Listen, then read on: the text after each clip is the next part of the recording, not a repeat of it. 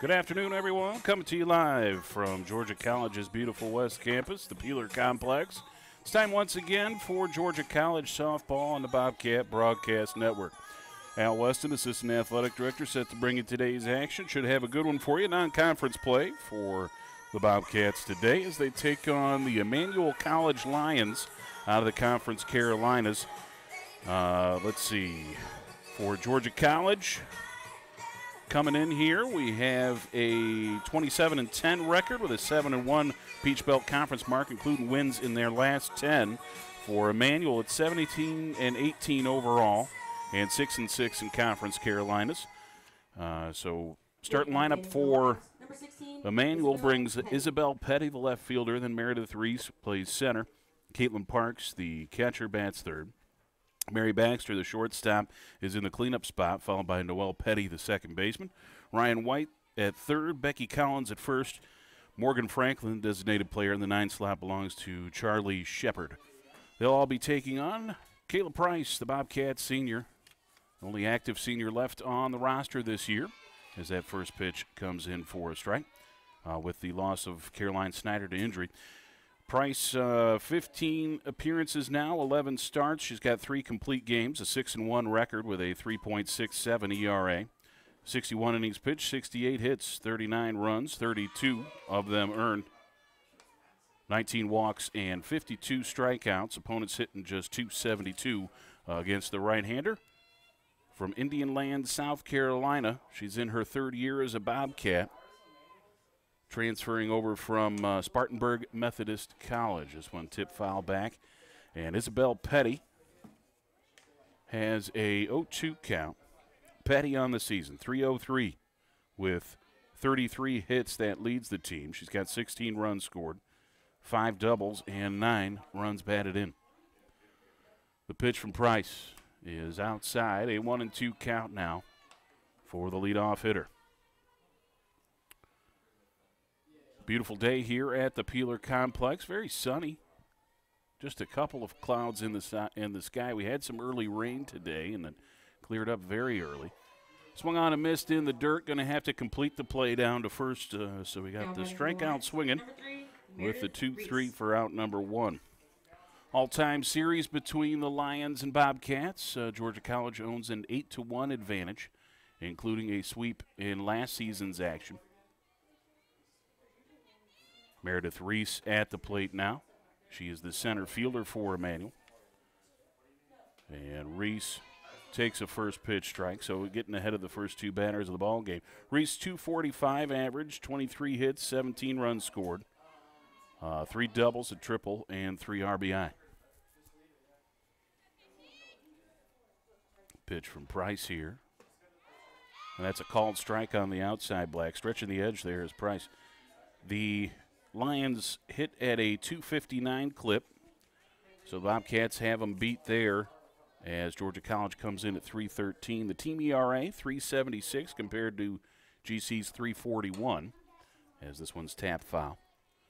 Let's go fielding percentage, 937 for Emmanuel, and Georgia College with a 961. So the Bobcats have them beat in all 3 facets of the game, but of course, got to actually play those contests, right? We'll see what happens today. 0-2 delivery. Swung on and tapped down the third baseline. Barr going to have to come up quick, and she got her.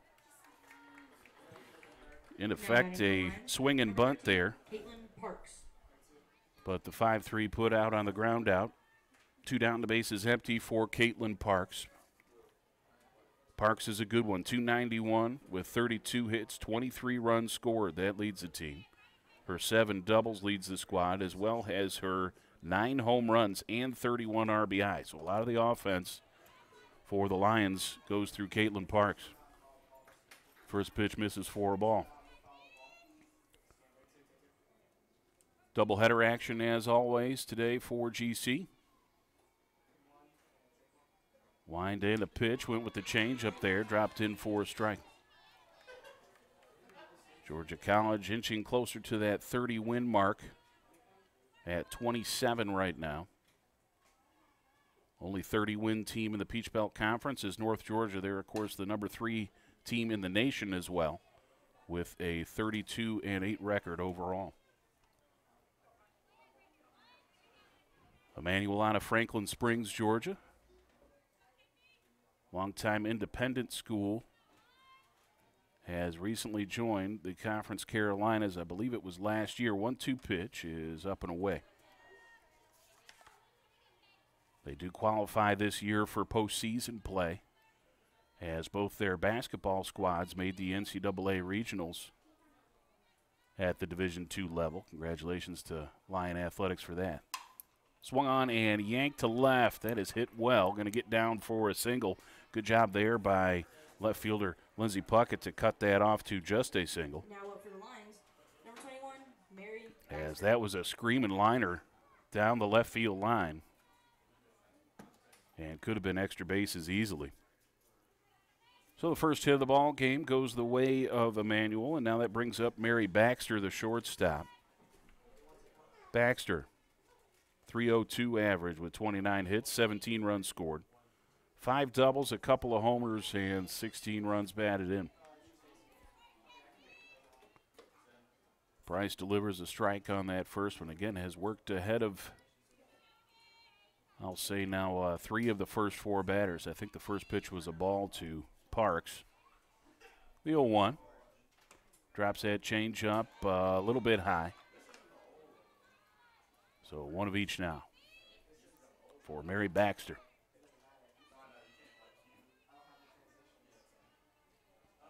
After a lefty to start, the last 3 hitters have come from the right side. And it looks like on-deck hitter Petty is the same. Rolled to short. Coy comes up and fires over to Wolverton for out number 3.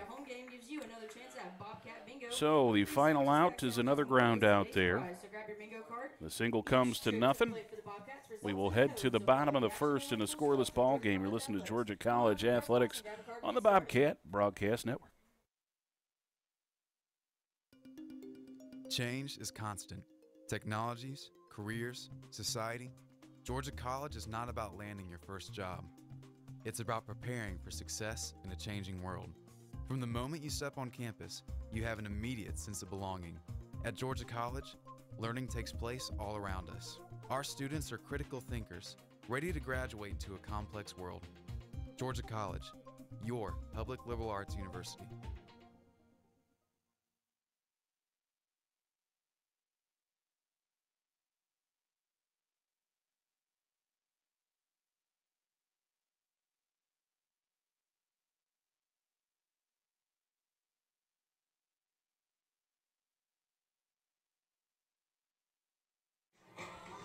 Back to action here. Got the starting lineup for Georgia College today. Sarah Couch, the right fielder, leads off, followed by Lindsey Puckett, freshman left fielder. Amber Coy hits third. She'll play short. The cleanup spot, as always, belongs to the Peach Belt leader and runs batted in Haley Howell. Ariel Edenfield, the Peach Belt freshman of the week, hits fifth and plays second. Jessie Barr bats after her and plays third. The 7 slot belongs to Hannah Rogers, a designated player. And Rachel Wolverton will play first base and hit 8th, while Darby Pinkard will hit 9th and play center field. They're all taking on Madison Abel, the ace for, or Madison Abel, the ace for the squad here. She is 9-8 record, 21st appearance, 16 starts. She's got 7 complete games with 1 shutout, a 3.17 ERA. The first pitch misses outside for a ball to Couch. 99 in the third innings pitch for Abel. 129 hits, 63 runs, 45 of them earned, 23 walks. 48 strikeouts, and opponents hitting .296 against the right-hander as a pitch taken for a strike. Abel, a freshman from Loganville and Archer High School. Couch at the plate. 1-1 delivery is just off the outside edge, 2-1. Sarah Couch, 361 the average. 35 hits for her with 35 runs scored. That leads the team now. 3 doubles and 13 RBI. Back to the pitcher. She knocks it down and still has enough time to finish over at first base. Batting now for the Bobcats. One down, base is empty for Lindsey Puckett. Puckett, the left fielder, One of these fabulous freshmen on the Georgia College squad. Puckett hitting .333, 18 hits and 16 runs scored. She's got 10 RBI as well. Slices foul to the right side. Puckett with just blazing speed out there. She scored on a single from first base in the last contest, which was an impressive effort there. Puckett, no extra base hits, though, yet for her freshman season. That one comes inside, catches her on the thigh or knee, and that is a hit batsman. So checking in at first base there is Lindsey Puckett. First base runner of the ball game for Georgia College, comes with 1 out in the first. And Amber Coy, the junior shortstop, .311 batting average with 32 hits, 34 runs. As that one misses outside, I guess, for a ball. Coy, 34 runs scored. She's got 6 doubles, a couple of home runs, 29 runs batted in. Swung on to the right side. Going to flip to second to get one. Will they get that one? No. All right, we're going to go an error there on the second baseman on the throw because that drew her off the bag.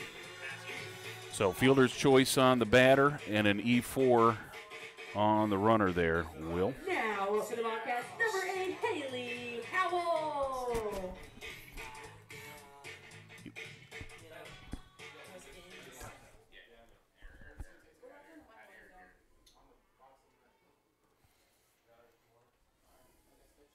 Haley Howell now with 2 runners on, no hits yet for GC. They've gotten a hit batsman followed by the error here.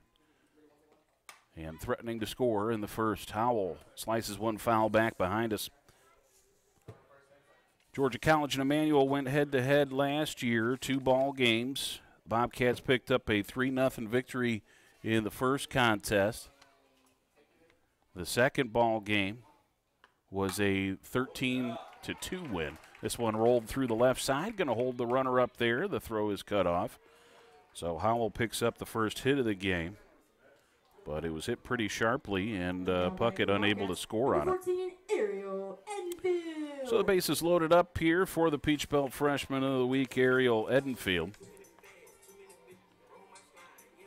Edenfield, .373 the average now with 38 hits, 17 runs scored, a couple of home runs, and 26 RBI. Had the walk-off home run to complete the 2-1 victory against Francis Marion in our last contest.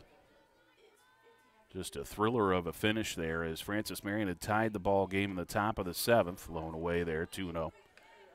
And then Edenfield swatted one over the left field fence for walk-off fashion. Got mobbed at the plate, and the Bobcats picked up a sweep of the Patriots. 2-0 pitch. Inside, grabs the black for a strike. It's 2-1. Edenfield from all the way down in Dublin. Just a quick trip up 441. Here she is, and we've had some great ones from that area. Low and away. That's 3-1. Faith Flanders and, of course, Abby Leroy. Abby got a good spot, or a good chance, I think, in joining some folks in our Hall of Fame when it comes time for her to be due. I think she's got about 7 years now until she'll be eligible. Pitch taken for a strike there. Full count for Ariel Edenfield. Talented freshman slugger here. The pitch swung on, sent to third. Kicks off the third baseman for an error. And the run will come in to score. Bobcats are up 1-0. Now batting for the Bobcats, number 17, Jesse Barr. Still going to pick up RBI on that one, probably, right, Will?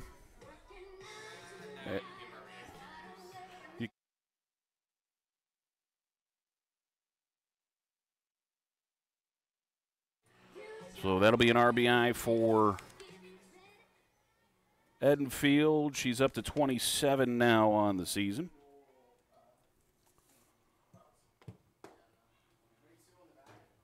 Low and away for a ball to start off Jesse Barr. Another freshman here is Barr, .254 average. She's got 17 hits, 16 runs, a home run, and 9 RBI. And a 2-0 count here.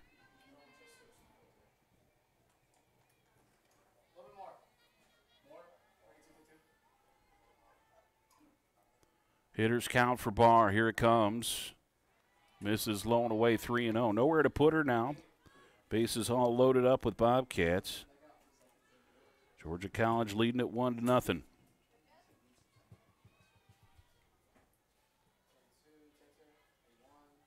The rock and the pitch, and it's in there for a strike. 3-1 to count. Some pretty decent speed on the base pass. Something to the gap, could score a couple. That one fouled off and actually hit Barr on the leg in the batter's box. So now the count runs full here.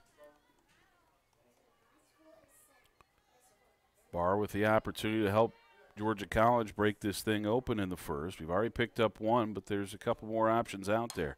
Swung on, sky to the right side will be foul. Will it get down? Yes, it will. So the foul ball there, and Barr stays alive.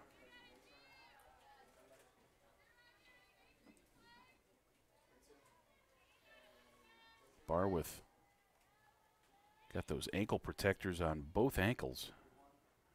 She must have some trouble rolling those ankles out there, I guess. Came inside, caught the black for a called strike 3. Tough pitch there. Definitely a pitcher's pitch. As Abel retires Barr on strikes. It's her first strikeout. Couldn't have come in a better spot for the Emmanuel freshman. Now it's freshman against freshman again with Hannah Rogers at the plate. She takes a look at one off the outside edge. Rogers hitting .338. She's got 22 hits, 8 runs scored, and 8 driven in.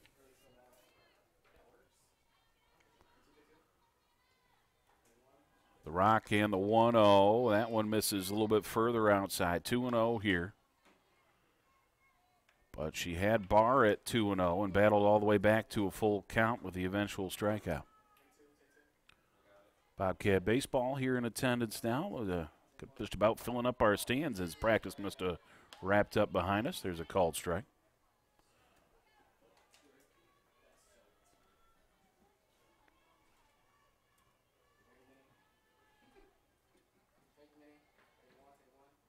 And the pitch from Abel is slice foul back behind us. And we got Deuces Wild here at the Peeler Complex.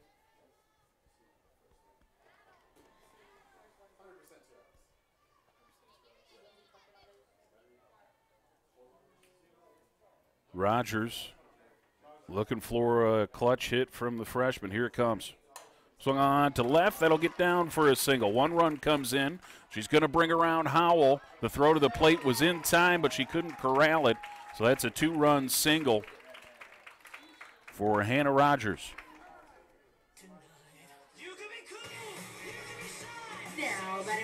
Rogers up to 10 RBI now on the season as Coy and Howell come in to score on it. Rogers advancing to second as the throw came to the plate. So it's second and third with 2 down for Rachel Wolverton. Bobcats up 3-0 now. Wolverton at the plate, a .200 batting average with 3 hits. And she takes one low. 3 hits, a couple of runs, and double. No RBI yet for Rachel, but a good chance right here. 1-0 pitch to her, comes inside, skied to the left side. Foul territory and grabbed by the third baseman, White, for out number 3. So the foul fly completes the inning. Georgia College picks up 3 runs on just a pair of hits. They leave 2 out there. Bobcats up 3-0 after 1. We'll be right back with more on the Bobcat Broadcast Network. Technologies, careers, society. It is impossible to predict the future. The jobs of tomorrow may not even exist today. At Georgia College, you will learn to be a critical thinker, to develop new ideas and out-of-the-box solutions, because those are the kind of lifelong skills you'll need in a rapidly changing world. The way we see it, it's not really about what you know. It's about how you think. Georgia College, your public liberal arts university.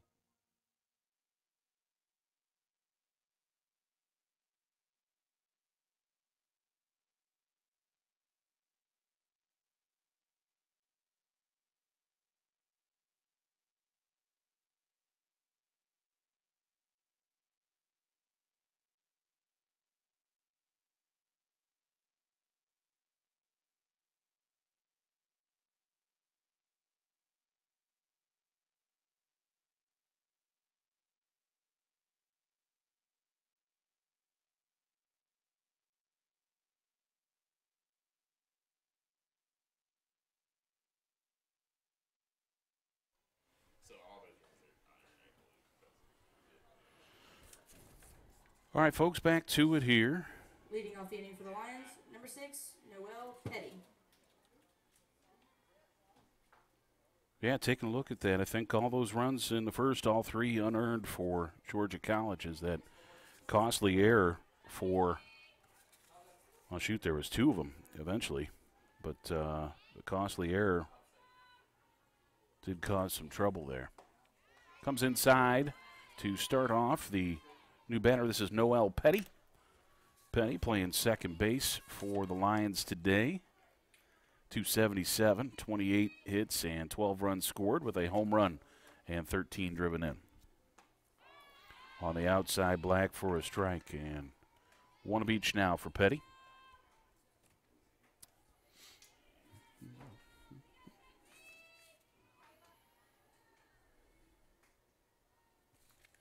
Swung on and yanked foul. Well out in front of that off-speed pitch was Petty. Going to be Petty, then Ryan White, the third baseman. Becky Collins due up for the Lions in this inning.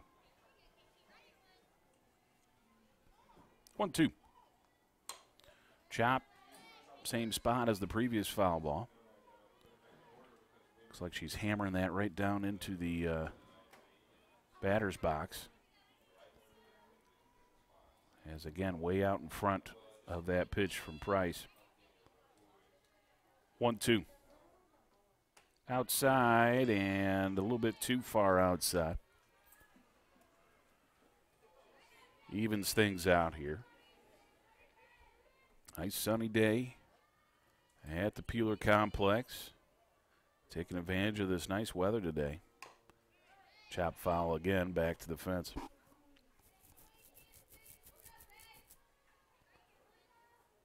Only home action for Georgia College Athletics in this week. You're looking at it right now.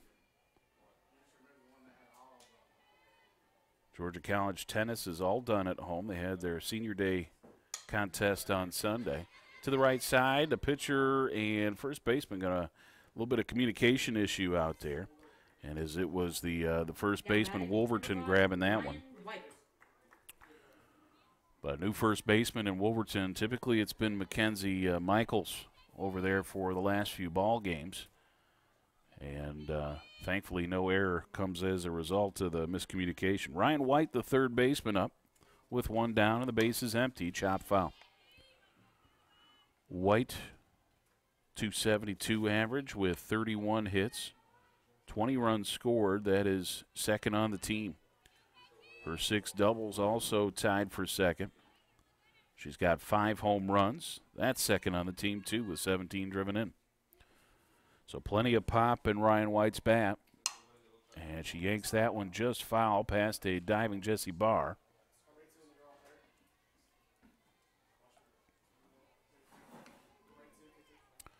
So 0-2 now the count for Ryan White.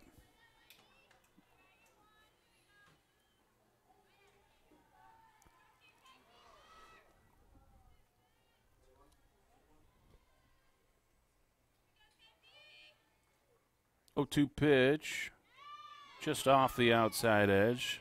Good attempt at a frame job there by Howell.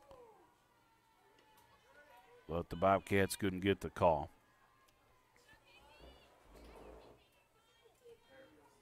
So we'll try again here at 1-2. Here it comes. And it misses 2-2.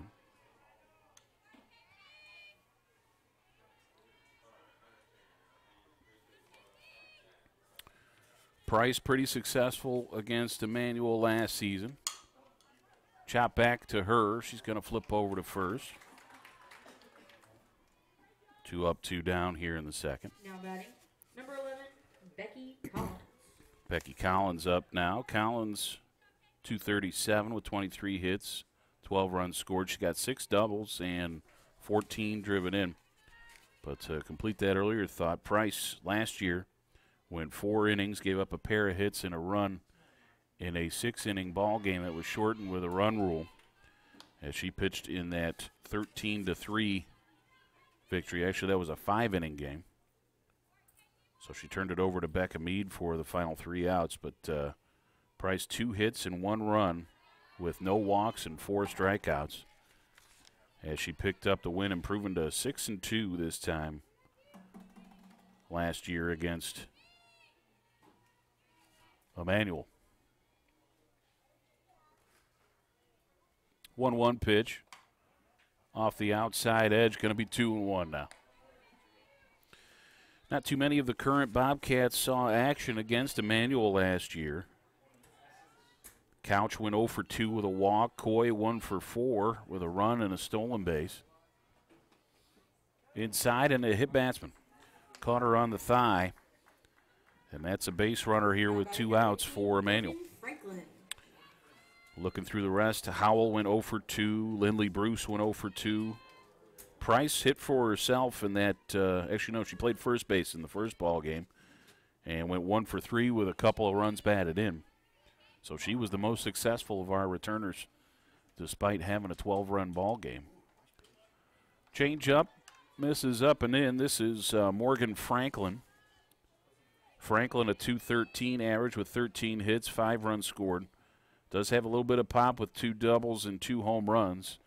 Driven in 8. One hopper over to third. The throw across the diamond by Barr.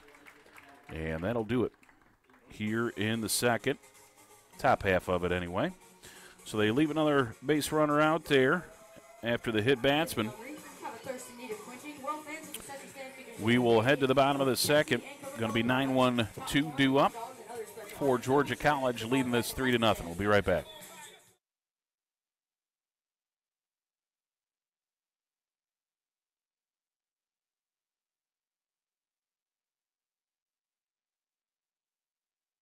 Hey, Banks. Have a seat and let me make you uncomfortable. Up those grades, son, or the only position you'll be playing in college is sitting on me. You're still awake? Have a seat on old Mr. Bench. At least your buns will fall asleep. Is this the one about the high school hotshot who gets benched in college? Hey, man, T, move down. It's a tearjerker!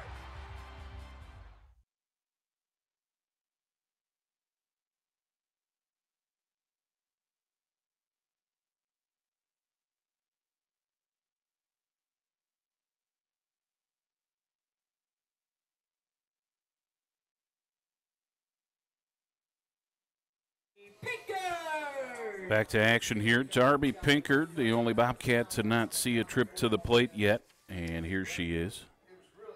Pinkard, .239 hitter. She got 21 hits, 19 runs scored with 5 doubles and 11 runs batted in. Pinkard playing center field, taking over for Snyder there. As if she's listening to Hope, we wish Caroline a speedy and healthy recovery, and all the best to you in your future. Can't wait to see you on senior day. Tip foul back to the fence. Pickard 1-1. All reports have been good for Caroline, and I'm glad to hear that, both personally and professionally. Sky to the right side, and that is out of play. Pinkard got a good chunk of it, but a little bit late on the swing. 1-2 now the count for the Bobcat center fielder. The rock and the 1-2 is low and away. Evens things out here at 2-2.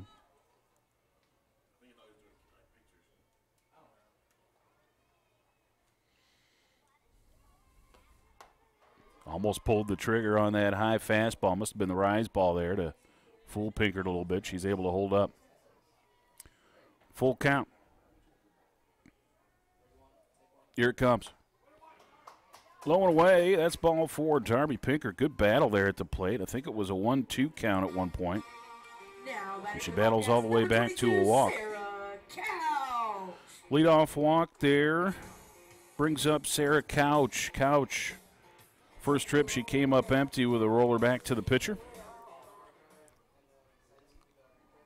Couch, a sophomore from Madison, Georgia, and Morgan County High. So that pitch misses up. Couch, of course, a key piece of the squad last year as she brought in all conference honors, second teamer in the conference. Try to get a bunt down, going to tip foul. Looked like maybe a bunt and run there. I think taking off on that was Pinker. Got to keep an eye on her over there. If you are thinking about a stolen base for Pinkard, she is 10 for 10 on the year. So you might not be too far off.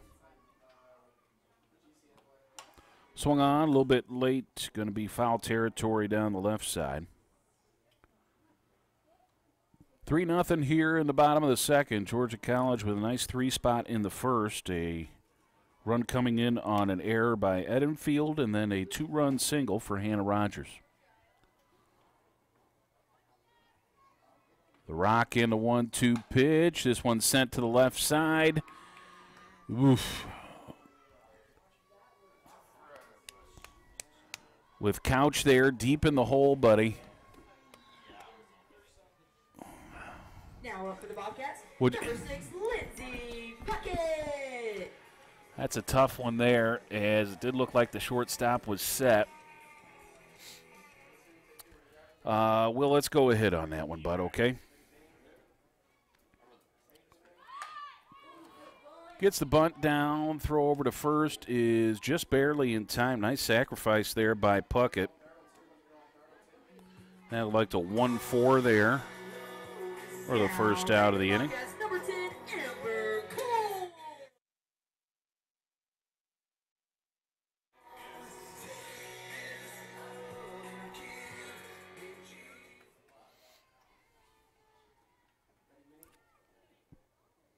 Coy with a fielder's choice. She's 0 for 1, does have a run scored. 2 ducks on the pond here. Second leading RBI producer for GC with 26. Check that, 29 on the season so far. 1-0. Trying to get a bunt down. Nope. Looked like a little bit of a safety squeeze there. Thankfully, nobody covering the third base bag, as we had Pinkard well off of third base. And Coy missed the bunt. 1-1 the count.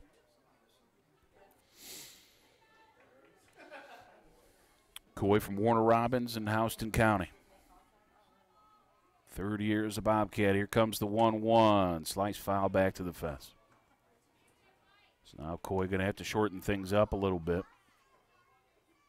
Try and find some place to drop a hit here. Or at least roll the ball toward the middle of the infield and get this run in. Bounces up there, 2-2. Would love to get to Haley Howell with some runners on. It looks like we might be able to do that, as there's just one out here. 2-2 pitch. Nice cut there, a little bit late on it. Tried to direct one down the first base line, but it goes foul.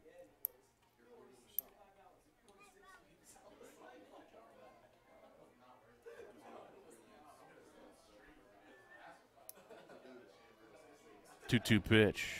Swung on, hit sharply to short. They will get the out at first. That is deep enough to allow Pinkard to come in to score. So an RBI there for Coy. She's up to 30 now this season. And it's 2 down now. The Bobcats up 4-0. Amber Coy's 30th RBI puts her 4th in the Peach Belt Conference. Putting together an all-conference type of season is Amber Coy. Howell up now. First pitch misses to her. She singled in her first at bat, so she is 1 for 1. Haley from Rochelle, Georgia, and Wilcox County High takes a look at a pitch away. It's 2-0.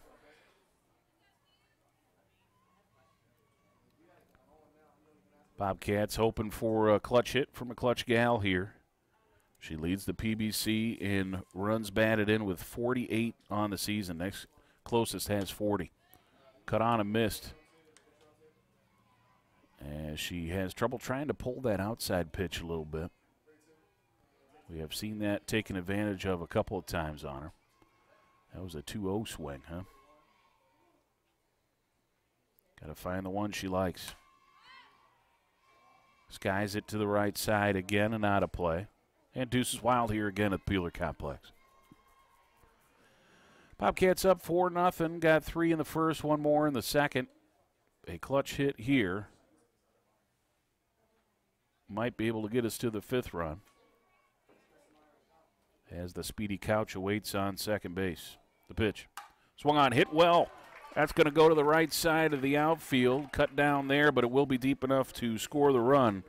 Another single for Haley Howell, another RBI this time, as she is up to 49 now on this season.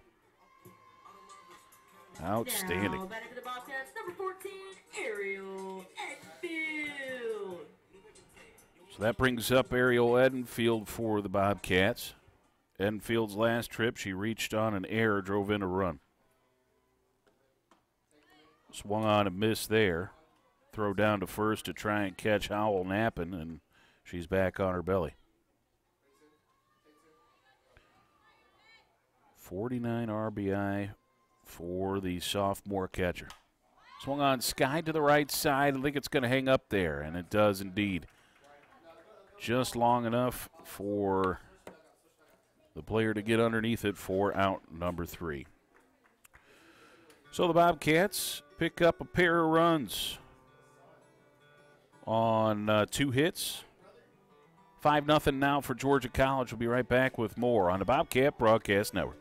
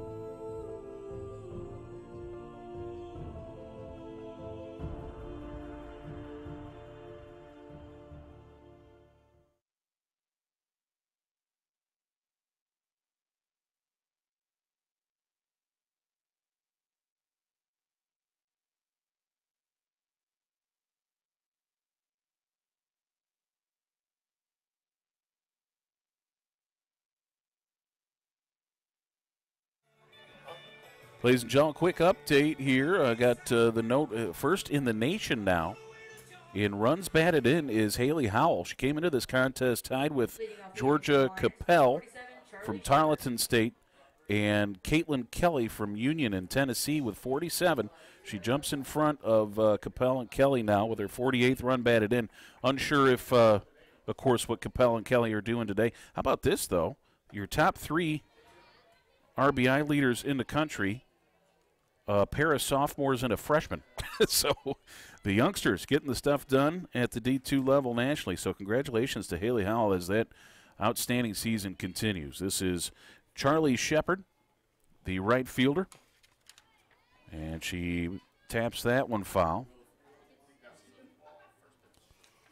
So we're going to go with a 1-1 count here for Shepard. She is the 9 hitter, so the last batter to come and face Price. Shepard, 273, 3 hits, 5 runs scored, and an RBI. This is hit well to left center.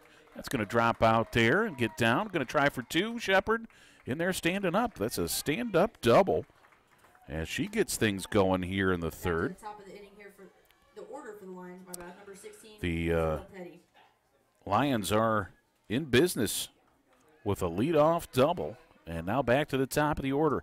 Isabel Petty. She struck out swinging in her first at bat. Left fielder, Petty, chops this one back to the pitcher. She has some trouble with it. And I think that's going to be an error on the pitcher, indeed. So we'll slide Shepard over to 3rd as well. I don't know if maybe she was thinking about trying to cut down that lead runner. As a cleanly fielded ball there, she might have had a chance. Meredith Reese at the plate now. She grounded out to third base in her only trip. As the first pitch comes in, runner not going on this, and it's sliced foul. Reese at the plate, a junior from Royston, Georgia, in Franklin County High. Making the assumption that that's probably somewhere near Franklin Springs. So it might be a local product here. Slice foul again. 0-2 now the count for Meredith Reese. Think so? I got to assume so. I don't know. Could be making things up. I do that from time to time. Runners on the corners, nobody out. Big spot here for the Lions. Can they get some runs out of this? Trailing 5-0. Outside as Reese wouldn't offer on it.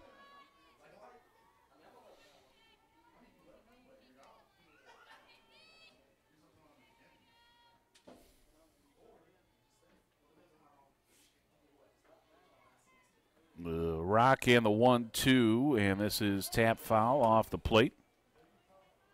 So staying alive on that one is Meredith Reese.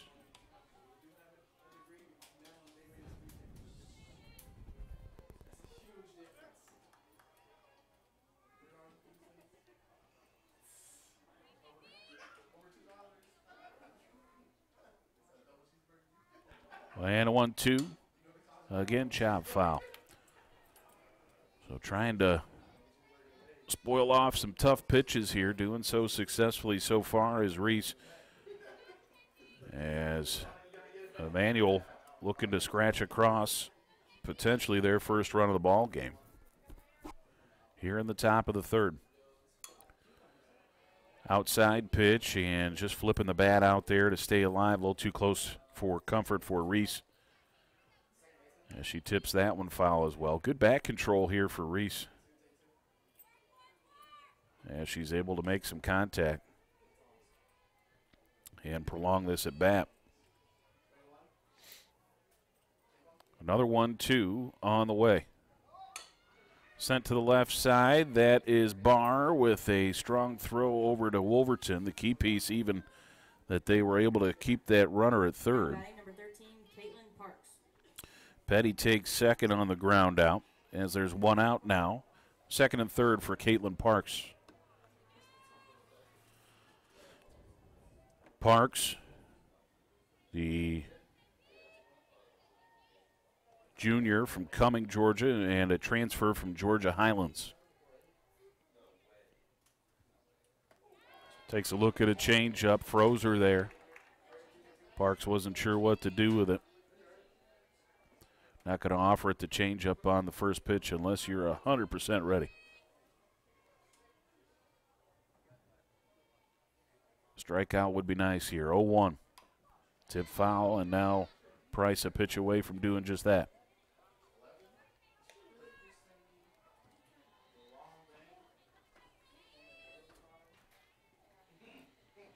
Price with a new softball and an 0-2 count. Here it comes, just outside. Good pitch there. Trying to stretch that outside edge.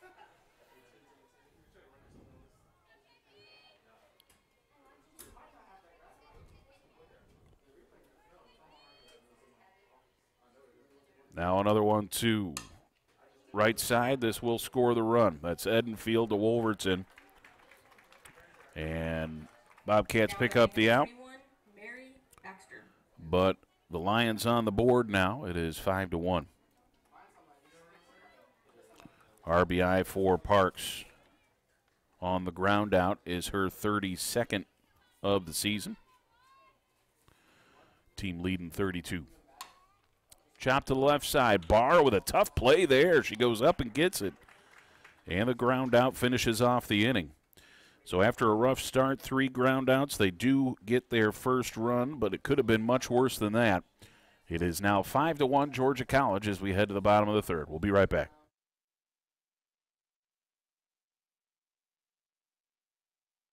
We often get the question, where does the money go? More than 90% of NCAA revenue supports 89 championships and more than 1,100 member schools that give $2.7 billion in scholarships each year. Look around you. There are more than 450,000 student athletes competing every year, succeeding on the field, in the classroom, and in life. Bottom line, we put our money where our mission is.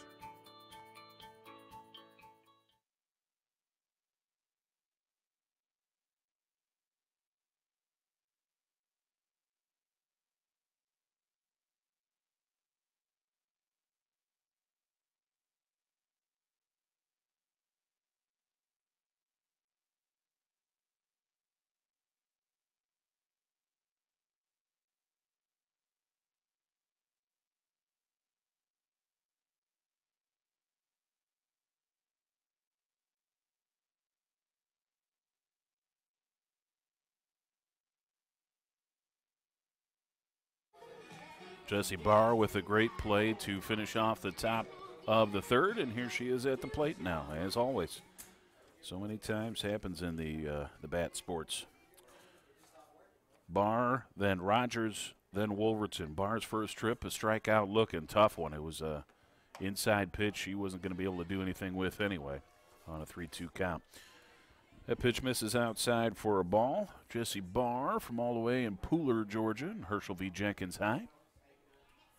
A 1-0 delivery, swung on and missed, and we got an even count. A little bit of momentum starting to shift in Emmanuel's direction as Georgia College got 3 in the first and then 2 more in the second for a 5-0 lead. Emmanuel picking up 1 in the top of the third. Barr rolls one to the left side, and that one's going to be a hit as the bounding ball was knocked down by the shortstop. She's got a lot of good range out there, does Baxter, as she's gotten to a couple of balls there that surely should have gone through the outfield. Infield single for Barr, and that brings up Hannah Rogers. Rogers with a single and 2 runs batted in to her credit so far.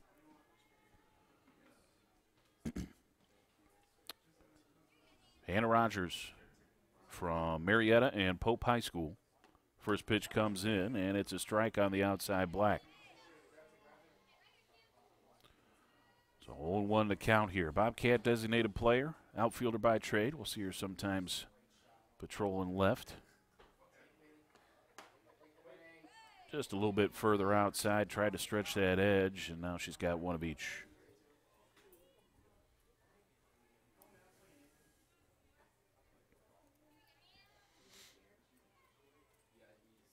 Rocking the 1-1, sent to short. Hops up nicely there, right in the eyeballs. That was a tough play. Again, looking good out there is Baxter, as the first 2 bounces were pretty low, and then that must have hit a divot or something out there as it hopped up into her eyeballs. She picks up the lead runner on the fielder's choice. So 1 down here, as Rogers now at first for Rachel Wolverton. Wolverton, a fly out to third off the very end of the bat there, and foul. Wolverton from Valdosta and Lowndes High School. Freshman will do some pitching for us as well.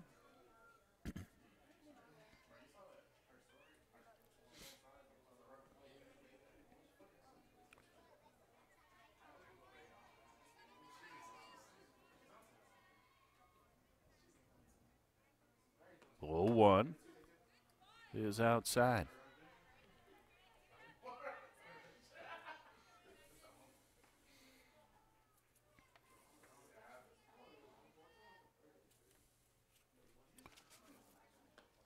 Swung on, hit well. That will get down, rattle in the corner. Here comes Rogers. They're going to try and score her. No, they're going to hold her up at third base. A stand-up double for Rachel Wolverton.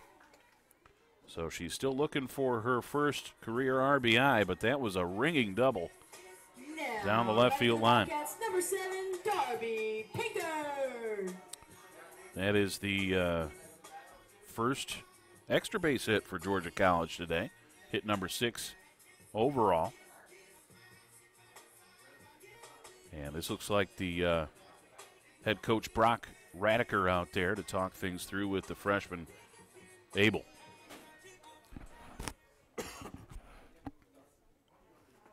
So 1 out, second and third here for Darby Pinkard, as the Bobcats look to try and add to this 4-run advantage. Pinkard, no official at bats. She does have a run scored after reaching on a walk. That came just an inning ago. Abel delivers, misses low and away.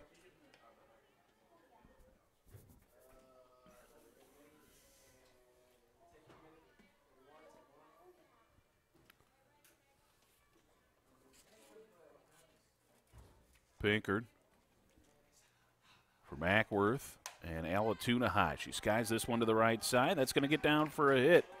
Here comes Rogers. That kicks away from the right fielder. And another run will come in to score.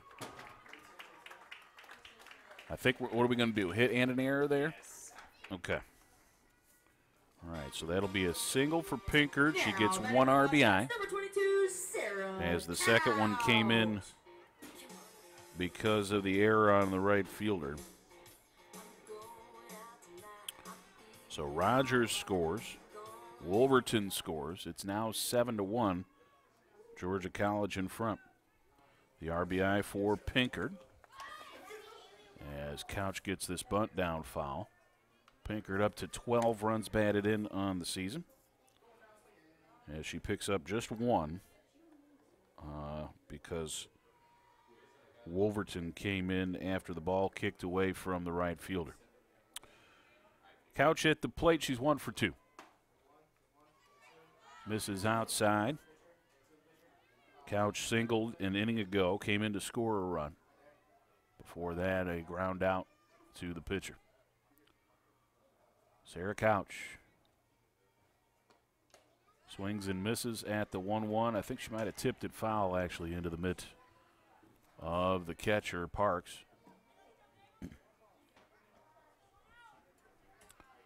So Sarah going to have to shorten things up here a little bit at 1-2. 1 down in the bottom of the third. Chop to the left side. That's the shortstop with a strong throw across the diamond. Got her there. The runner will advance, though, after the throw left the shortstop area. So 2 down. For the Bobcats, number 6, Lindsey Puckett. And a runner on third for Lindsey Puckett. Puckett, no official at bats for her. First time she got hit by a pitch, scored a run. Second time she got a sacrifice bunt down. Low and away, but grabs the corner for a strike.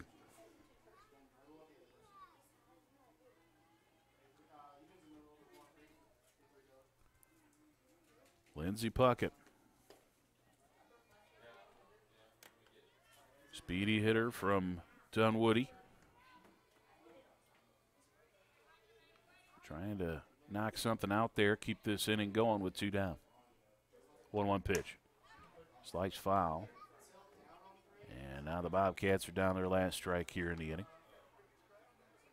Georgia College with 7 runs, 6 hits, 1 error. For Emmanuel, it's 1 run, 2 hits, and 3 errors. The pitch. Swung on, sent to short. Bounces up into the chest there.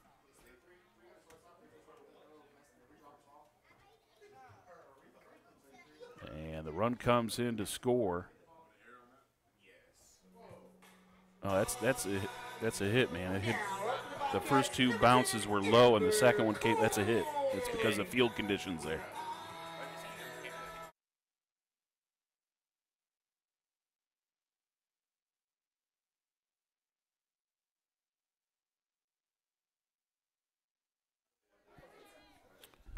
First 2 hops came to short there. The third one up Baxter. It just bounced up and kicked right into her chest. She had no time to move the glove at all. So Puckett singles, drives in a run. That's going to be 11 for her, as Pinkard comes in to score. And it's 8-1 Georgia College. This is Amber Coy back to the pitcher, and the throw to first is in plenty of time for out number 3. So once it's all said and done, got 3 runs across on what appears to be 3 hits as well. Georgia College will be right back with more here on the Bobcat Broadcast Network. What you've gained as a student will be just as important to you as what you did as a player. As long as you know that you made the effort to do the best of which you're capable, there's no failure. Success on 3. There are over 400,000 NCAA student athletes. And just about all of us will be going pro in something other than sports.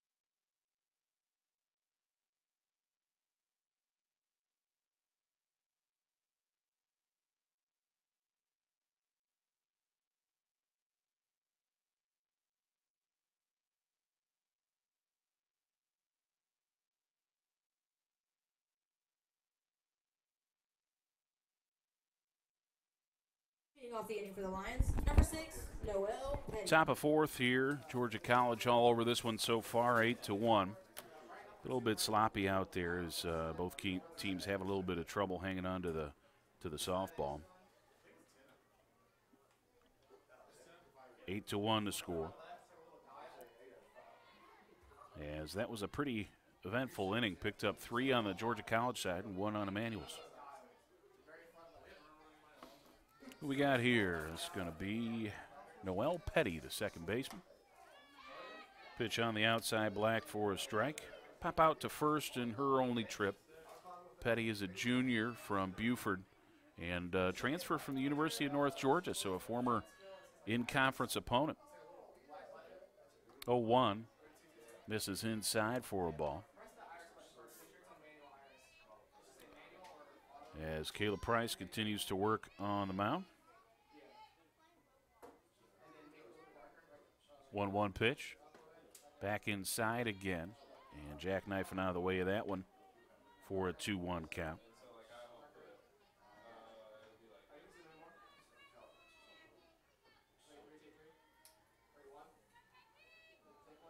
Price, the 3-year Bobcat, will be honored on Senior Day a little bit later this month.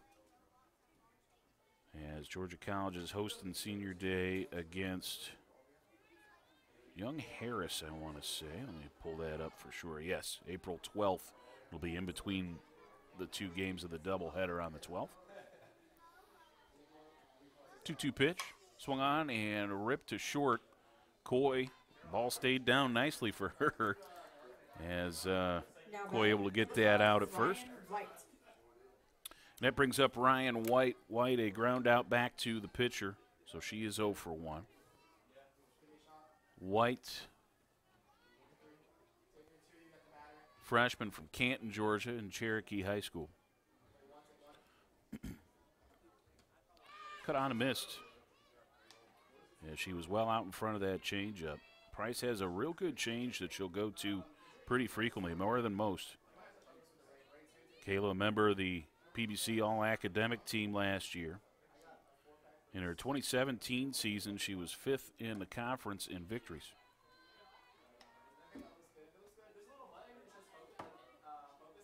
Nurse and major. Lit it up at Spartanburg Methodist with a 13-3 record and 1.84 ERA before coming to GC. So that was as a freshman. 2-1 to count for Ryan White, the third baseman. The rock and the pitch here for Price. Just off the outside edge. And 3-1 it goes.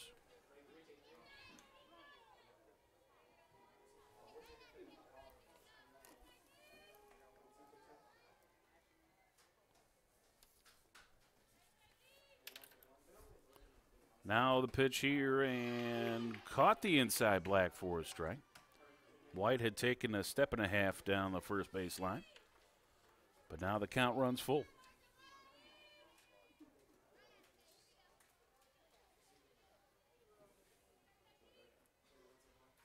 Payoff pitch on the way. Lifted to the right side. That will get down for a hit as it evades both Now batting, Edenfield number 11, Becky Collins. and Wolverton there at first. The hit is the third of the ball game for the Lions. It comes with one out, and it now brings up Becky Collins. Collins is a senior from Mableton, Georgia, and Martin Methodist College transfer. Bounces up there, and Collins wisely lays off it. Good stop there by Howell.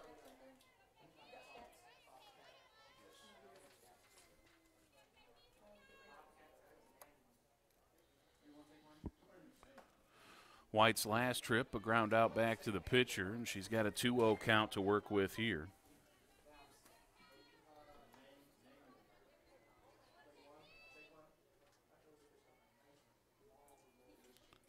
Sorry, this is actually Collins. White's on first as I'm a little bit behind myself here.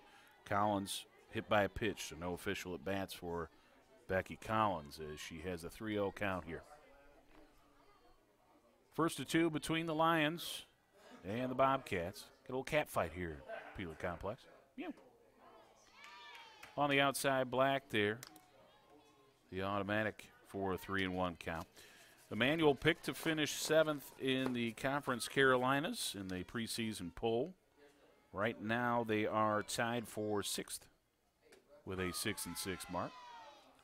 As a pitch taken for a strike. North Greenville, the top squad in the Conference Carolinas at 9-3. Players to watch in the preseason. They don't do a preseason team. They have players to watch in Conference Carolinas. Where Mary Baxter, Becky Collins right here at the plate, and Caitlin Parks. Becky Collins watches that pitch as it hits her second hit batsman for Collins today. Now batting, number 18, Morgan Franklin. So she's reached the base paths twice on a couple of bruises, and now Morgan Franklin at the plate. Franklin grounded out to the pitcher. To third base in her first trip.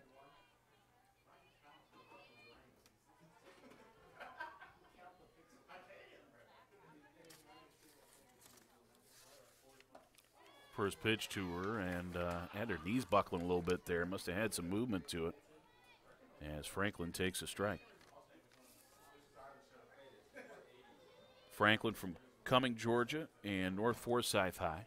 The 0-1 is pulled to the left side. Barr thought about second. Instead, she's going to go across the diamond to first. I think we might have had a chance at that middle runner. But we'll get the sure out at first base for the second out of the inning. So now second and third with 2 down for Charlie Shepard. Now Shepard is the 9 hitter in this order and the least has the least offensive numbers as she hasn't had a whole lot of opportunities to play. Shepard just getting her 6th start of the year. She appears to be a pinch runner mostly, but she tagged a double in her first trip. So something to worry about here as that changeup drops in for a strike. 0-2. Shepard, a freshman from Gainesville and North Hall High. Listed as a pitcher as well, but has no pitching stats yet this year. Misses outside, 1-2. So Shepard, freshman in a big spot here. As the lefty hitter taking on the righty Price. Almost pulled the trigger on that one. Was able to lay off on a tough pitch outside. Deuces wild here at the Peeler Complex.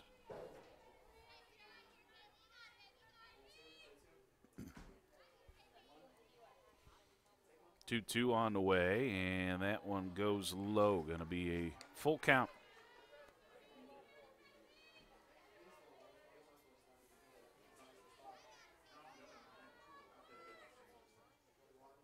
First base open, but don't want to use it. Here comes the payoff to the left side.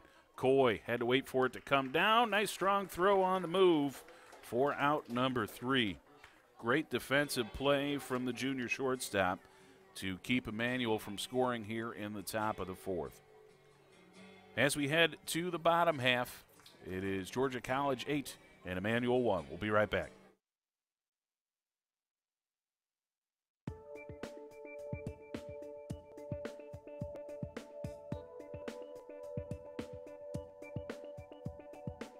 When I was applying to different graduate programs, Georgia College was actually the first to contact me, and I was able to speak to the program coordinator directly. We were able to sort of build a rapport then, and through that I felt very comfortable about coming here, even though I'd never been to the South coming from Michigan. I still felt like there was a welcoming atmosphere. When you start thinking about learning, it's really not a destination as much as it is a journey. And when we started out as undergrads, we really didn't know what we wanted to do when we grew up. An undergraduate really kind of gives you that foundation you can build on. And what we try to do is have our students become lifelong learners and to go ahead and prepare themselves for a very dynamic world that they're going to live in.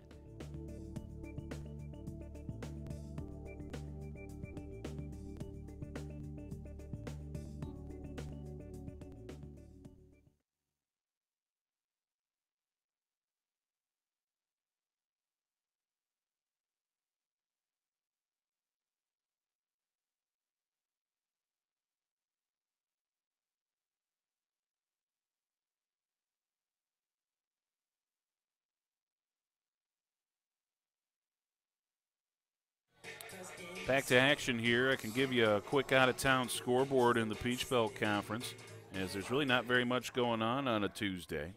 Francis Marion was at UNC Pembroke for a 3 p.m. start, but postponed. I guess they must have rain up there in North Carolina, so no softball between FMU and UNCP. The only other ball game is a 6 p.m. start, as USC Aiken is hosting Virginia State for a doubleheader. So that is a 6 p.m. start and an 8 p.m. So they pushed those games back. I think they were originally supposed to start at 4. So that's your out-of-town scoreboard, brought to you by the Pickle Barrel Cafe and Sports Pub. Make sure you head on over there after the game. Got all the good stuff. Got the TVs. Check out the Pickle Barrel. Haley Howell at the plate. She's got a couple of singles and an RBI, which we believe is the nation's leading RBI. At 49 now on the season.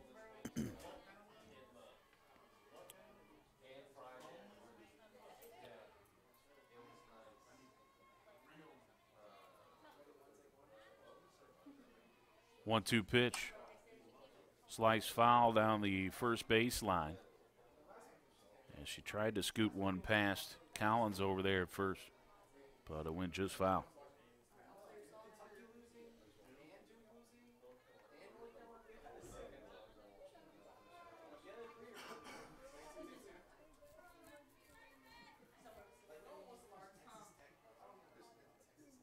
Rock and the pitch is yanked just foul.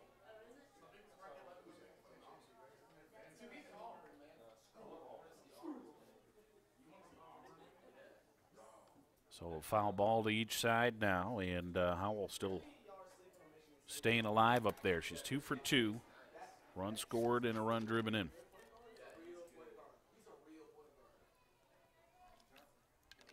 One-two pitch.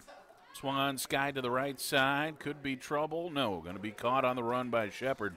Great job by the freshman to get underneath that one. Now batting for the Bobcats. Yeah, she covered a ton of ground. Edenfield at the plate, 0 for 2, but she does have a run batted in. She reached on an error and also flew out to right. Peach Belt Freshman of the Week skies this one to the right side. And no trouble at all there for Shepard once again. 2 quick flies to right, and Jessie Barr is up now. Barr is 1 for 2. She had a single in her last at bat. Prior to that, a strikeout looking.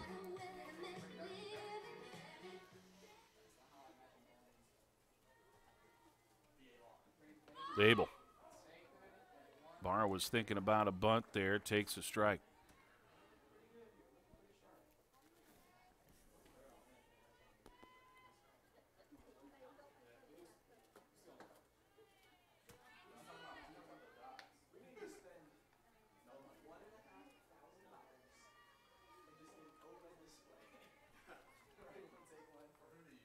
1-1 pitch is off the end of the bat. Slow roller to short. Tough play here. And the throw just got her at first. I wasn't sure if the first baseman Collins kept her foot on the bag, but I guess she did for out number 3. 1-2-3.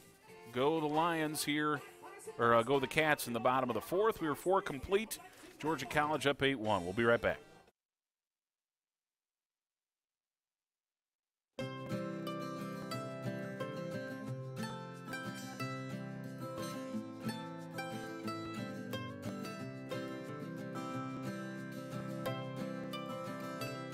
Georgia College is very good about making that community, making the connection with other people, and you can be in a class with somebody for a semester, for years, and know them a little bit. You go on one of these trips, an overnight backpacking trip or just a day canoe trip, and you're going to get to know them a lot better, connect on a lot deeper level. Even though we do learn some technical skills out here, we do see some pretty cool things. I think it's really about just getting out here and experiencing it with other people. It's a hidden treasure of GCSU, I would say. A lot of the students don't really know that we have it there, but it's amazing. I love the Outdoor Center. I fell in love.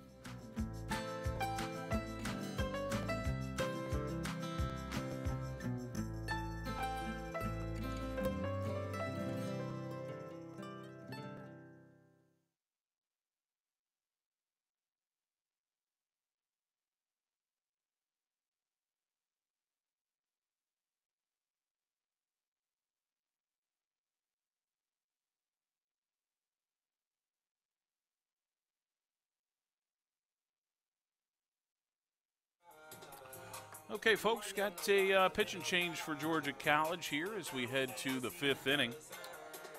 Kayla Price gives way for Mackenzie Michaels here. Leading off the inning for the Lions, number 16, Isabel Petty. So Michaels will face the top of the order for Emmanuel in the 5th as Georgia College leads it 8-1. Michaels, freshman from Lilburn, Georgia, and Parkview High, making her 4th appearance, a 2-0 record, a 1.17 ERA. 6 innings pitched for, 3 hits, 1 run scored against her, and 5 walks with 6 strikeouts. Opponent's hitting 150 against the lefty, and she pours one in there for a strike. So Petty,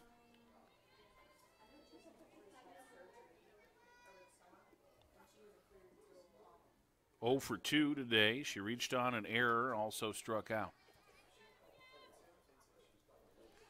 So Price finishes, well, I suppose she could re-enter, but for the time being, her line is 1 run on 3 hits. I believe that run is unearned at this point. Yeah, I believe we decided that. So it's an unearned run for Price. Walks, she had none. Hit a couple of batters, though. And she did pick up 1 strikeout. Yeah, got her for 1 strikeout. So nice little line there for Price as she's in line to get a victory here, should things hold up. This is hit well to left. Tough play there, and shielding the sun nicely was Puckett as she's able to squeeze that one for the out. Petty put a real good charge into that one. And Puckett had to battle the sun monster here at the Peeler Complex. It always bothers the left side of softball, as you can see those shadows going right behind those folks on the left side.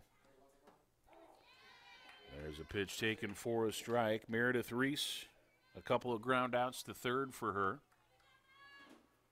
as Barr has done a great job once again over at third base. 0-1 on the way. Off the end of the bat, and there's Barr again, testing her, and she comes up bases once again. 2 down here in the 5th. Number 13, Caitlin Parks.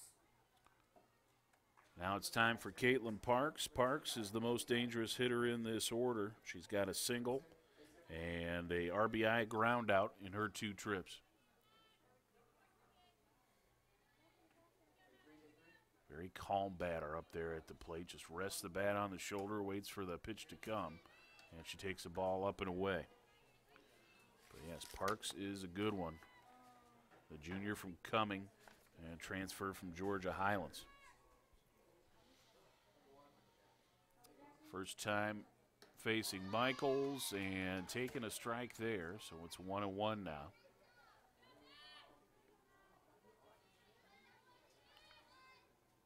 Michaels looking good here. Hasn't gotten a whole lot of opportunities to pitch. I know she's been battling a leg injury. But I think she came in as a pretty highly touted pitching prospect. They expected her to be a bit more of an impact as the season goes along, and she gets that leg strength up some. 2-1 pitch. Low and inside. So 3-1 now the count for Caitlin Parks. A hitter's count for a hitter here. Parks with an open stance. The 3-1. Swung on, skied, foul, backing out of play.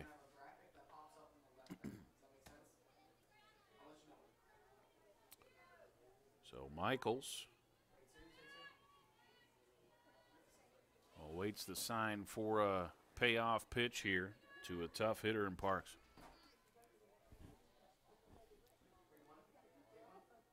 Three-two. Swung on, tipped just a piece of it. Just a tiny, tiny chunk of that softball as it goes right back to the fence. So Parks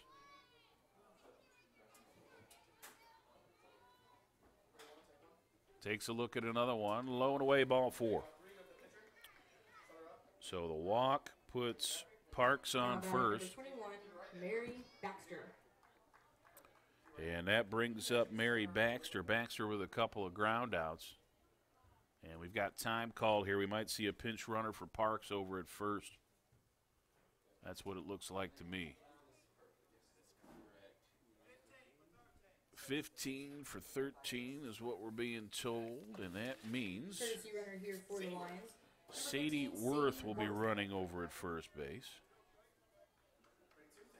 So Sadie Worth, the freshman from Madison, Georgia, and Morgan County High. So that is a former high school teammate of Sarah Couch, Bobcat right fielder.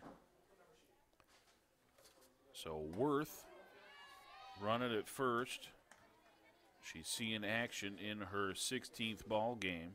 She's got 5 runs scored and no stolen base attempts yet. This is Baxter. And that one misses for a 1-1 count.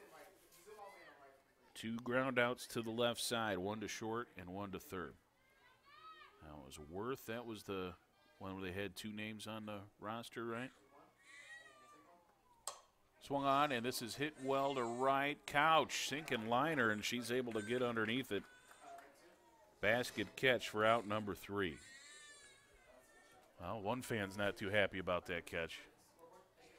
I don't know if you can hear that coming through. Hopefully we can get whatever that is sorted out for that youngster. We will head to the bottom of the 5th. Georgia College up 8-1.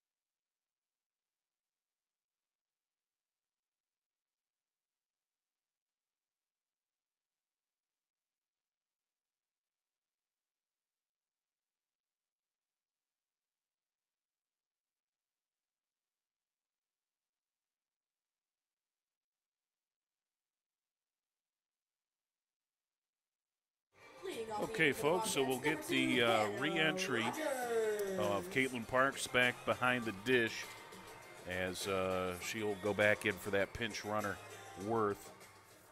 New pitcher for Emmanuel as well, as Madison Hopper takes over, the senior from Covington and Eastside High. Hopper making her 21st appearance. She's got a 7-5 mark, 2.92 the ERA, 86 in the third innings pitched. 100 hits, 56 runs, 36 of them earned, 28 walks, and 44 strikeouts. Opponent's hitting 275 against her, and that batting average is going to go up a little bit as Rogers drops one into left field for a single. So Hopper, I'm kind of surprised. I thought we were going to see her as the Game 2 starter. I suppose we still might. But single for Rogers to greet the new hurler. And she is 2 for 3 now. And Rachel Wolverton up. She's got a 1 for 2 day going with a run scored and a double. Pitch in here, and this one's to the right side. That will get down for another hit. So Wolverton now with safeties in her last 2 at-bats. And that is back-to-back singles for the Cats, first and second, with nobody out for Darby Pinker. Bobcats lead at 8-1 here. If I'm not mistaken, I think another run here would finish the ball game. I think we would be able to get a mercy rule finish here in the bottom of the 5th. We'll have to see. Pitch comes in, and it grabs the outside black for a strike. So Pinkard at the plate. 1 for 1 officially. She's got an RBI and 2 runs scored, though, as she also walked. 0-1 delivery is tapped foul there at the plate.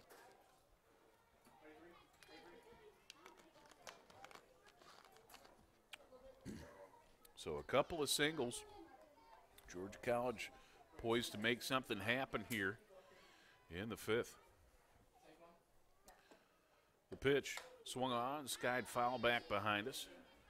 Bobcats picked up 3 in the first, got 2 more in the second to take a 5-0 lead. Emmanuel got their lone run in the top of the 3rd. Georgia College answered right away with 3 more in the bottom half. So we stand 8-1. Right up the middle, that should probably score the run. Here comes Rogers. The throw is in, not cut off as it goes through to the plate. Run scores, standing up. Georgia College now up 9-1, and I think that's going to be it. Indeed it will. So the run rule finish for Georgia College. Has the RBI single there for Pinkard. Brings in Rogers. 13 RBI now for Darby Pinkard. So Bobcats win this first one 9-1. 9 runs on 10 hits, 1 error for GC. For Emmanuel, it's 1 run, 3 hits, and 3 errors.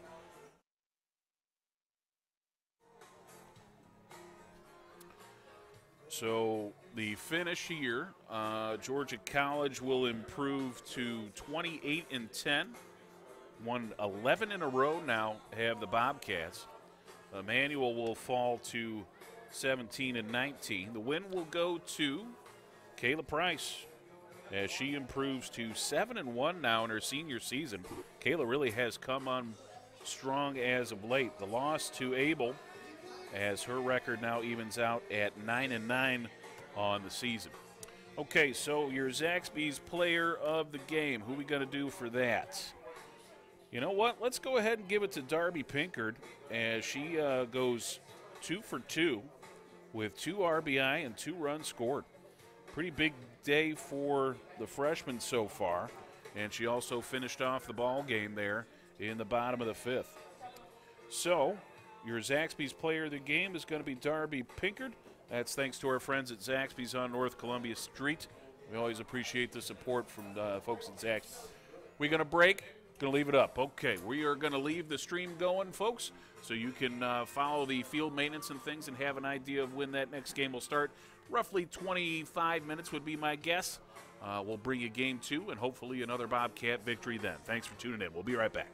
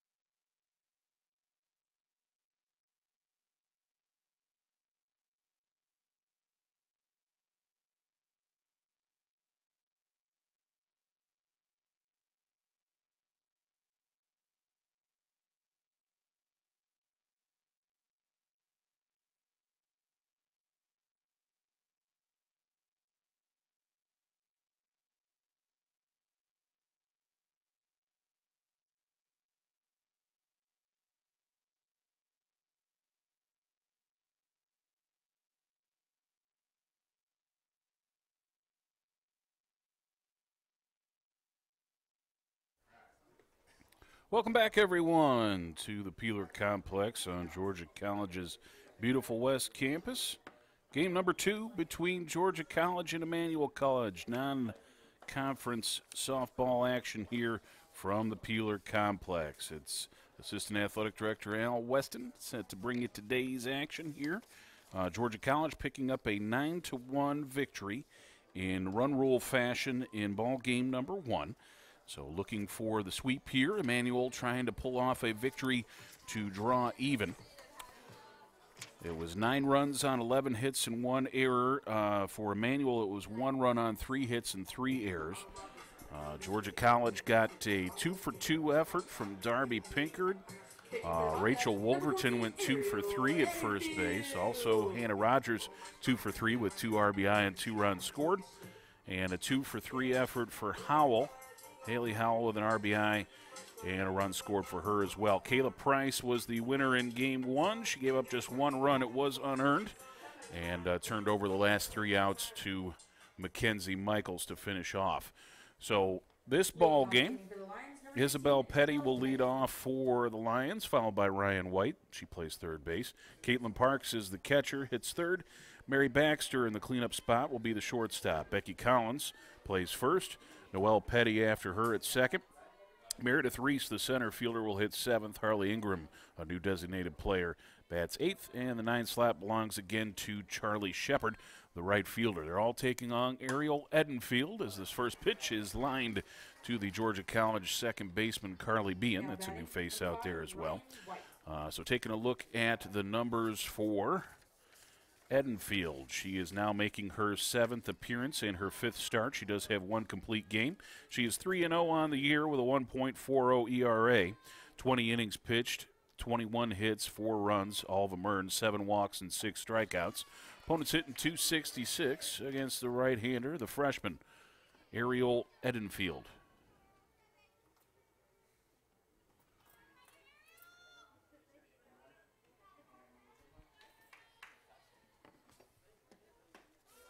That one poured in there for a strike. As Petty was retired on the line out to second. It's 1 down. Now we have Ryan White, the second baseman. Ryan is a .276 hitter with 32 hits, 20 runs scored, 5 home runs, and 17 driven in. White went 1 for 2 in the first ball game. She has a 2-1 count here. Edenfield rocks and fires, cut on and missed, and a 2-2 count for White. Bobcats defensively, left to right in the outfield, Puckett, Pinkard, and Couch. In the infield on the left side is Jesse Barr and Amber Coy. To the right side, that's Bean. She will not get to this one. Going to get up over her head for a single. So Ryan White drops a single into right center. First hit of the ball game here in game number 2. Brings up the catcher, Caitlin Parks, and she's a tough one. Parks was 1 for 2 with an RBI in game 1. So to finish that defense, Carly Bean is at second base. Rachel Wolverton at first. The catcher is still Howell. And here comes the pitch from Edenfield, and it's low and away for ball 1. So Parks is a stud on the season, .295 with 33 hits, 23 runs scored. She's got 7 doubles and a pair of triples, 9 home runs, and 32 RBI. Up and away there, and it's 2-0. Hitters count for a hitter here in Parks. Bobcats never trailed in the first ball game. Have to see with White here on first base and just 1 down. Inside and a good location there, just missed though. And it's 3-0 now. 3-0 the count. Will Parks just keep the bat on the shoulder here, or will they let her loose on the 3-0? Here it comes. Went change up and missed outside, ball 4. Now batting number 21, Mary Baxter. So after an out, a single and a walk put runners on first and second now for Mary Baxter. Yeah, looks like we're going to get a runner for Parks over at first base. It was Worth last time. We'll see what happens here. Last time it was Sadie Worth, the freshman. And it will be Sadie once again. Okay, so Sadie Worth, the freshman from Madison, Georgia, and Morgan County High. That's a high school teammate of Georgia College right fielder Sarah Couch.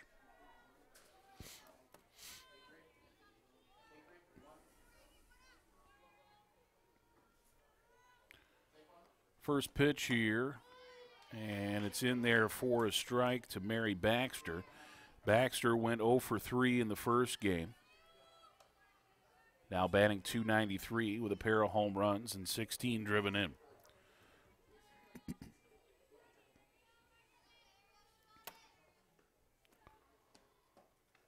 That one misses low and away. One each now. It's a 1-1 count.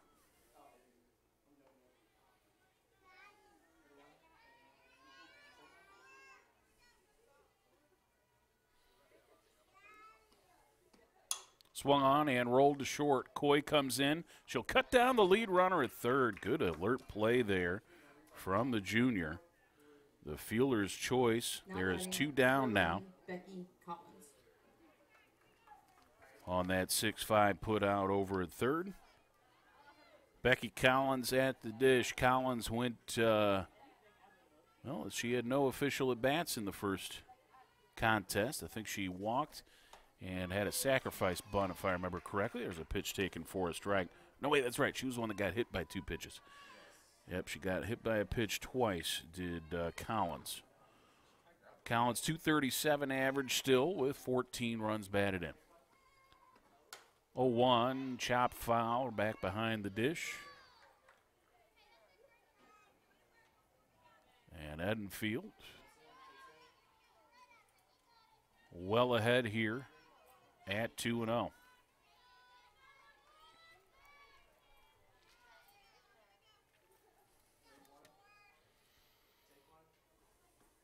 The pitch, and it's lifted to right, going to be foul territory. It will get down over there.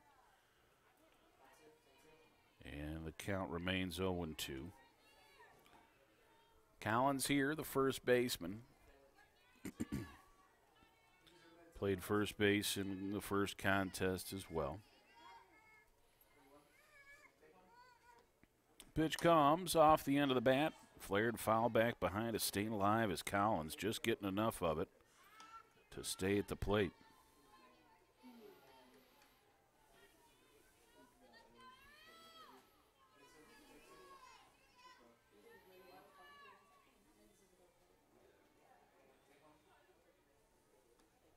The pitch, again off the end of the bat, spoiling these outside offers and making life difficult on Edenfield. She's got to be wondering what she needs to do to pull off a win here.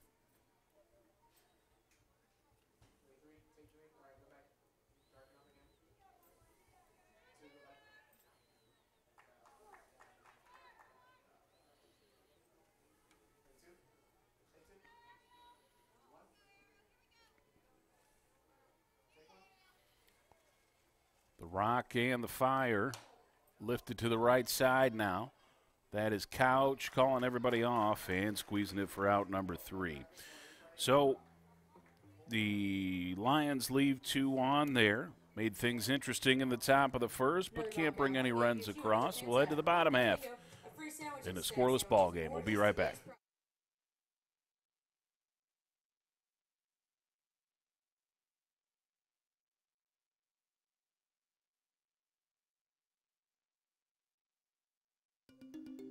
Change is constant.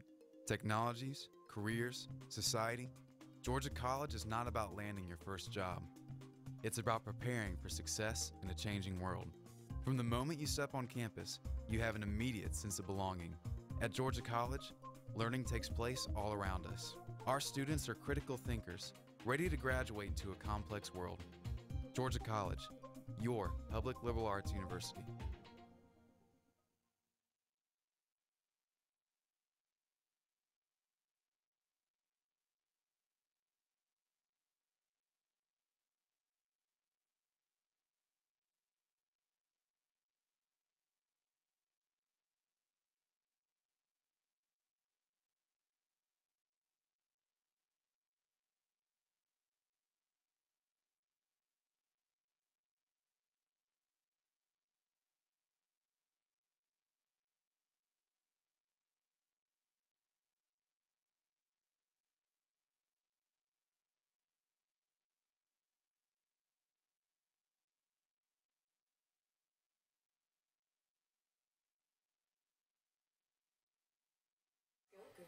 All right, folks, back to it here Number 22, Sarah. as we get on to the bottom of the first inning.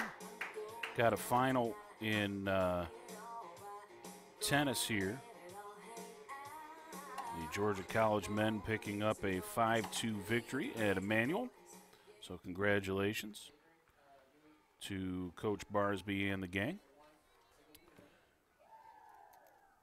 Bottom half of the first, it's Sarah Couch, followed by Lindsay Puckett, then Amber Coy, Haley Howell after her, Ariel Edenfield hits fifth. Sixth slot belongs to Hannah Rogers, then Jessie Barr, Rachel Wolverton, and Pinkard will bat ninth. Up and away, one of each now. Couch, Puckett, Coy, Howell, Edenfield, Rogers, Barr, Wolverton, and Pinkard. They're all taking on Alana Long.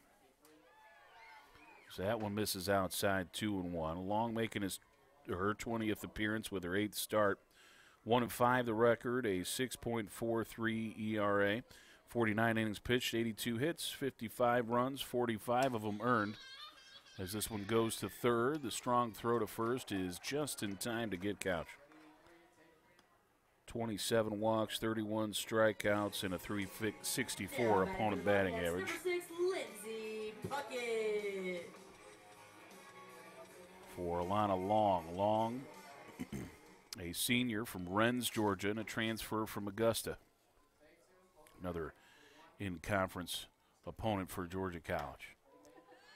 Pitch grabs the outside black for Lindsay Puckett. Puckett in the first ball game went 1 for 1 with a run scored and an RBI. Now hitting .345 with 11 driven in. That comes inside and hits the batter. I believe she got hit by a pitch in game 1 too. Yep, indeed she did. Got hit by a pitch in game 1, so that's the second time that Puckett has been hit today. And that brings up Amber Coy. Coy, Bobcat shortstop, went 0 for 3 with a run scored and an RBI in game 1. Coy, .302 hitter. 2 home runs, 30 driven in.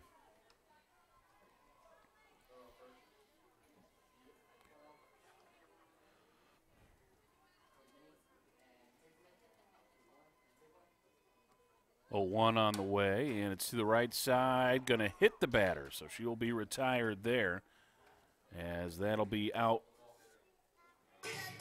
number 2.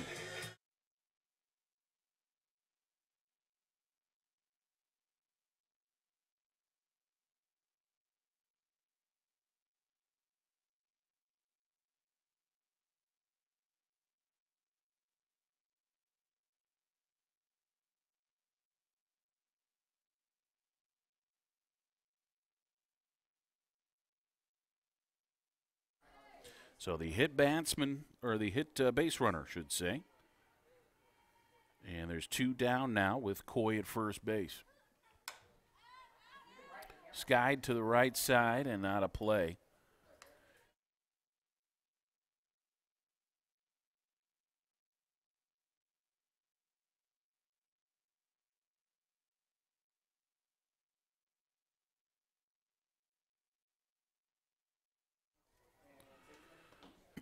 Howell at the dish, and the pitch misses low and away. Haley went 2 for 3 with an RBI and a run scored in the first game. And she's up to .387 now with a home run, 49 RBI. 1-1 pitch. Lifted to the right side, and that is the right fielder going in, coming back, and making the catch for out number 3. So a little bit of an adventure out there for Shepard, but she finally settles underneath. We have a scoreless first. We'll be right back with more on the Bobcat Broadcast Network.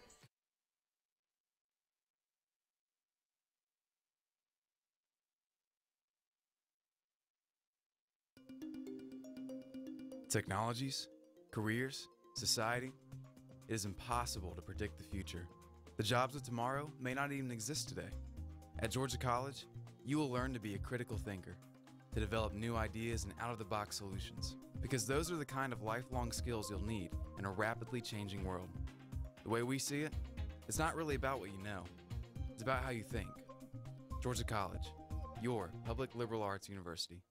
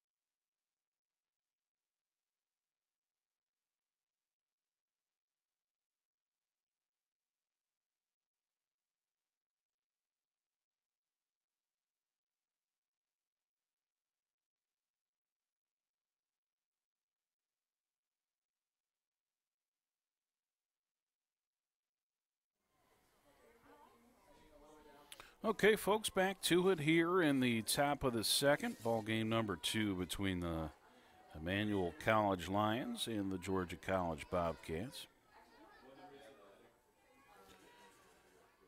First inning came up empty for both teams as both squads stranded runners out there as well. A pair left on base for Emmanuel and one for Georgia College. 3-0 count here for Noelle Petty.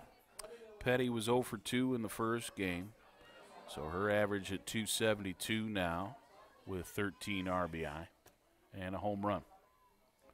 2-0 pitch is skied to the right side.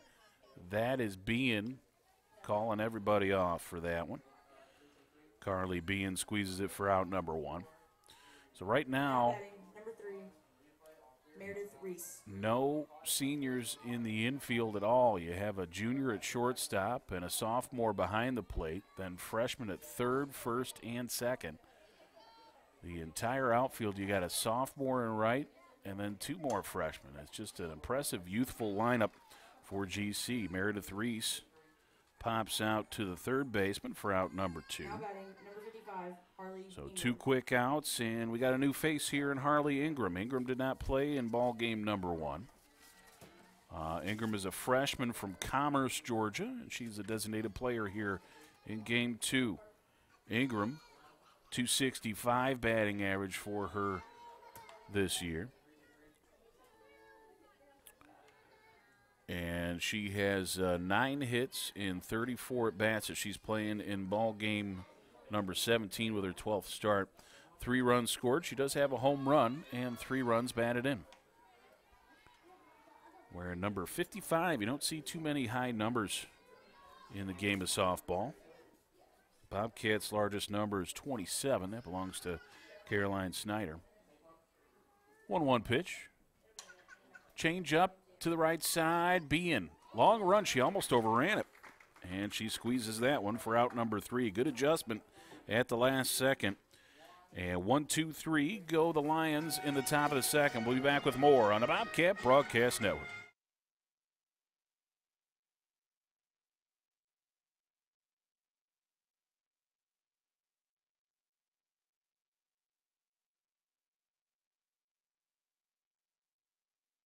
Hey, Banks. Have a seat and let me make you uncomfortable. Up those grades, son, or the only position you'll be playing in college is sitting on me. You're still awake? Have a seat on old Mr. Bench. At least your buns will fall asleep. Is this the one about the high school hotshot who gets benched in college? Hey, man, T, move down. It's a tearjerker!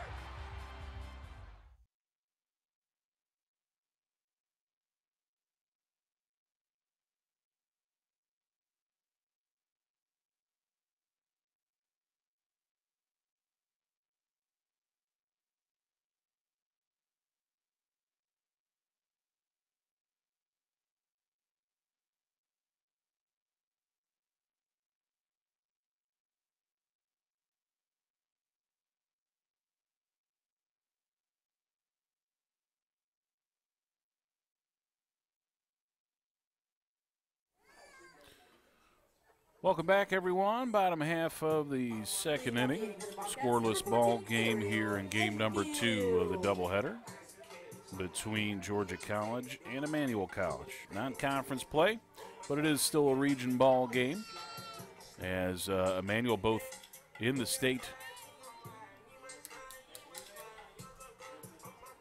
and also in the 3 conferences of the region. Edenfield trying to help her own cause, sinking liner to center, and she's going to catch that. Wow, nice job there by Reese. She went down to one knee as that ball was yanked up off the turf for out number 1. Number 2, Hannah Rogers. So we got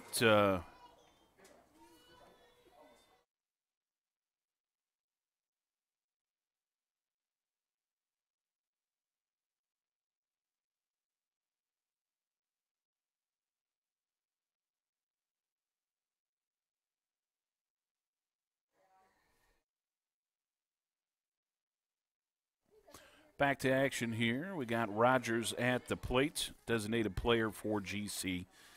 Ball game number 1 for her was a good one. Went 2 for 3 with 2 RBI and 2 runs scored. So 2s almost across the board for Rogers. Now at .353 on the season. Back to the pitcher, gloved and spinning and firing over to first. Way to stick with it, Ms. Long, as that was not an easy play there. Now batting for the Bobcats, number 17, Jesse Barr. It was a bounding ball back to the pitcher. It just kind of kicked up off the heel of her glove there. So she had to track it down behind her, spin, and fire a strike over to first for the out. Jesse Barr at the plate now. Barr 1 for 3 in game 1. First pitch to her misses outside for a ball. And Barr on the season is now at .257 with a home run and 9 driven in. 2 down, bases empty in the bottom of the second. This one's rolled to short. Glove there. The throw from Baxter is in plenty of time for out number 3. Pretty clean ball game so far as both teams go 1-2-3 in the second. Pitchers settling in here. Let's head on to the third in a scoreless game. We'll be right back.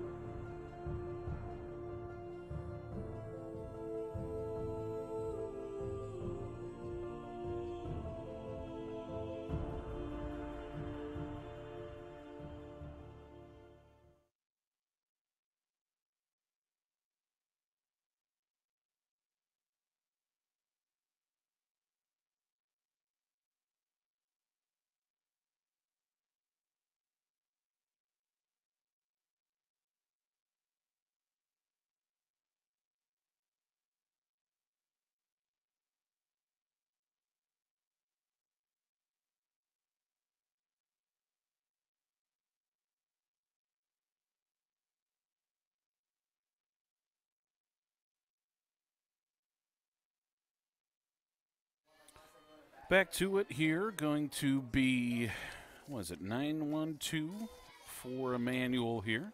Pitch taken for a strike.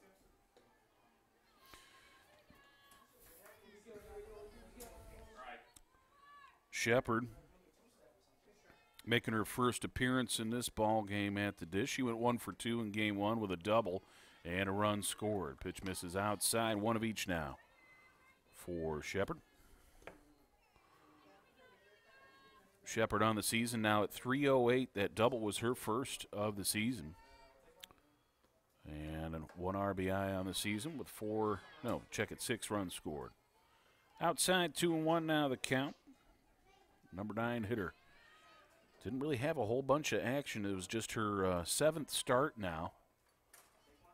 But she looks like she might be hanging on to a starting role here. Sky to the left side. That is Coy squeezing that one for out number 1. Now batting number 16, Isabel Petty.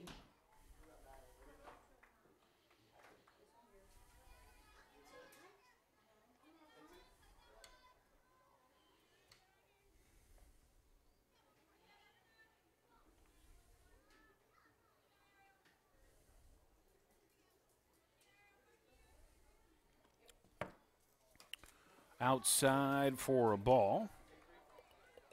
Isabel Petty at the plate. She lined out to Bean over at second base. Bean's been busy. Yeah, she's got 4 putouts now. Check that, 3 putouts. All in the air.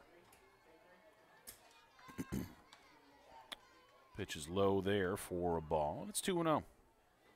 Bobcats had a bit of a situation in the first. It was first and second with just 1 out. And it looked like Emmanuel was going to take their first lead of the doubleheader. Pitch misses outside, but then a ground ball to short that Coy quickly flipped over to third to gun down the lead runner. And that sort of stemmed the tide, did that fielder's choice, as we were able to keep a 0 in the top of the first. That pitch misses outside, a 4-pitch walk as Isabel Petty shows the patience there. So a walk for Petty, a 1-out base runner for Ryan White. White with a single in her first at bat. White, the freshman from Canton and Cherokee High School.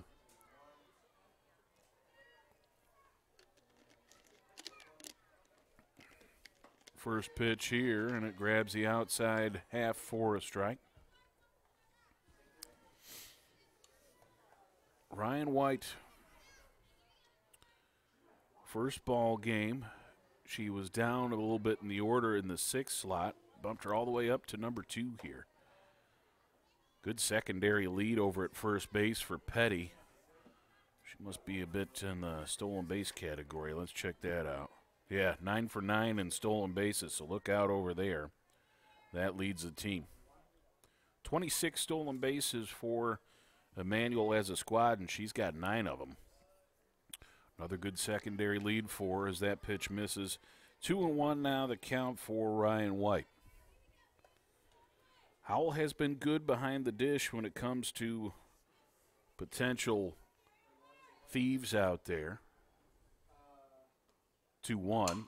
There she goes, and it doesn't matter. This one is rocketed through the left side for a single. Ryan White jumped all over that inside pitch. She's got 2 hits in as many trips now. And it's first and second. Once again here with 1 out. Bobcats in a similar spot they were to the first inning. The only difference here is that Parks is at the plate instead of on the base paths, and she's probably the toughest hitter by far in this lineup. Parks, no official at-bats here in the second ball game as she walked. First pitch is low. Howell's going to walk out and talk with her freshman Edenfield as they try and figure out how they're going to attack the dangerous Caitlin Parks. Parks is a junior from Cumming and a transfer from Georgia Highlands. Is Georgia Highlands a 2-year school, Will, do you know? So she might be in her first year potentially with Emmanuel. I don't know if Georgia Highlands is 2 or 4 years up there. 1-0 pitch. And that misses. No, grabs a zone for a strike. Went with the changeup and froze the batter. It's 1-1.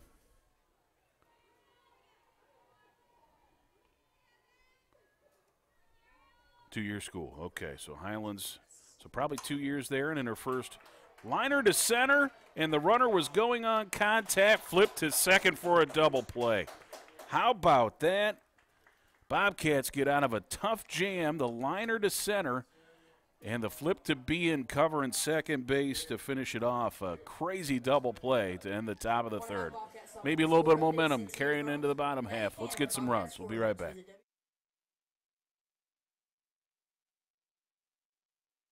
We often get the question, where does the money go? More than 90% of NCAA revenue supports 89 championships and more than 1,100 member schools that give $2.7 billion in scholarships each year. Look around you. There are more than 450,000 student athletes competing every year, succeeding on the field, in the classroom, and in life. Bottom line, we put our money where our mission is.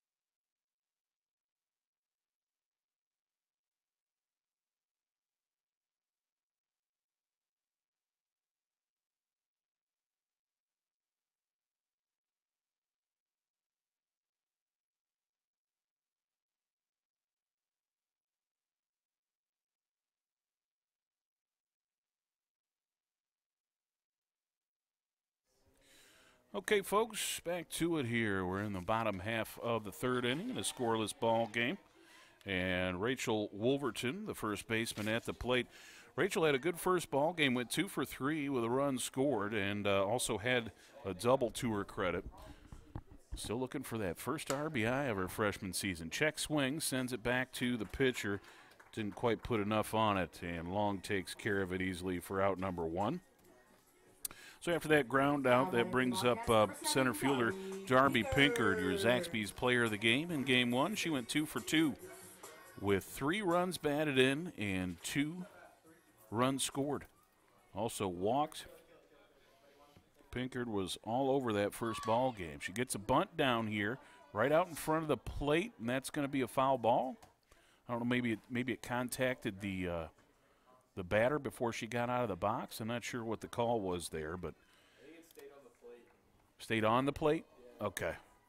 Got to be in front of the plate in order to be fair, so if it stayed on the plate, then that is a foul ball. Coming out of the crouch quick was Parks there, looking very athletic behind the plate. Low and away, and that's 1-1 now. As Pinkard trying to get something going for the top of the order. 1-1. Back to the pitcher again. Nice backhand snag there. Good job by Long. On a couple of these plays, she has looked really sharp. As if she doesn't get any leather on that, that might roll all the way through for a hit. So that is now 6 in a row.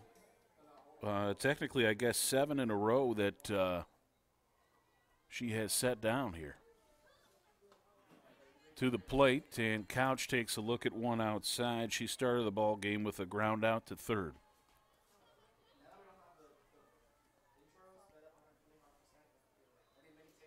The 1-0. Tried to check her swing. Instead, she makes contact, tips the ball foul. Sophomore from Madison, Georgia. Morgan County High. All-conference player a year ago. Doing something here with a 1-1 pitch. Tries to bunt it, gets it back to the pitcher. Will she come up again? Not this time. Okay, I'm going to go error on the pitcher there. I think she would have had her with a good throw. What do you think, Will? Okay, so it would have been close, but I think she would have had her. So we will go an error on the pitcher. Now batting for the Bobcats, number 6.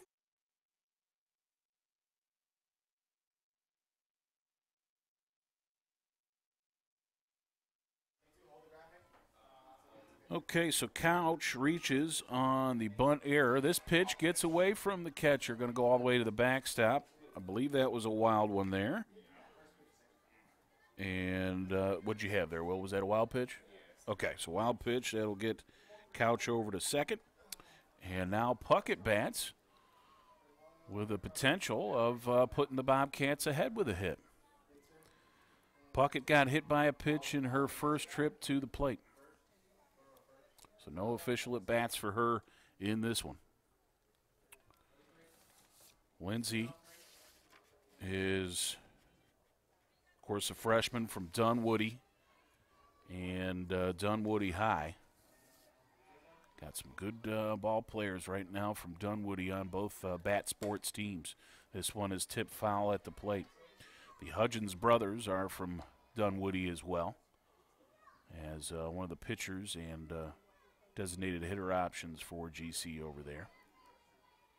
So lots of good Dunwoody baseball and softball. 1-1 pitch. Inside, gonna yank it just foul. Yep, went foul by all of about maybe 4 inches or so. That wasn't much. As we're going to take a look at that one, Jason. Yeah, take a look at that one, folks. Tell me how much that went foul. Not by much. And that for sure would have scored Couch from second. The Bobcats would have taken a lead and would have been the first hit of the ball game for GC. But instead, it's a noisy strike and a 1-2 count now. Here it comes. Back to the pitcher again. Oh, my goodness. All 3 outs. Back to Long, and she comes up aces.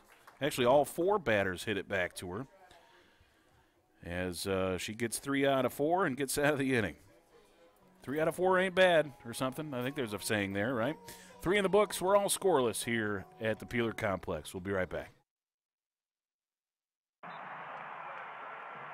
What you've gained as a student will be just as important to you as what you did as a player.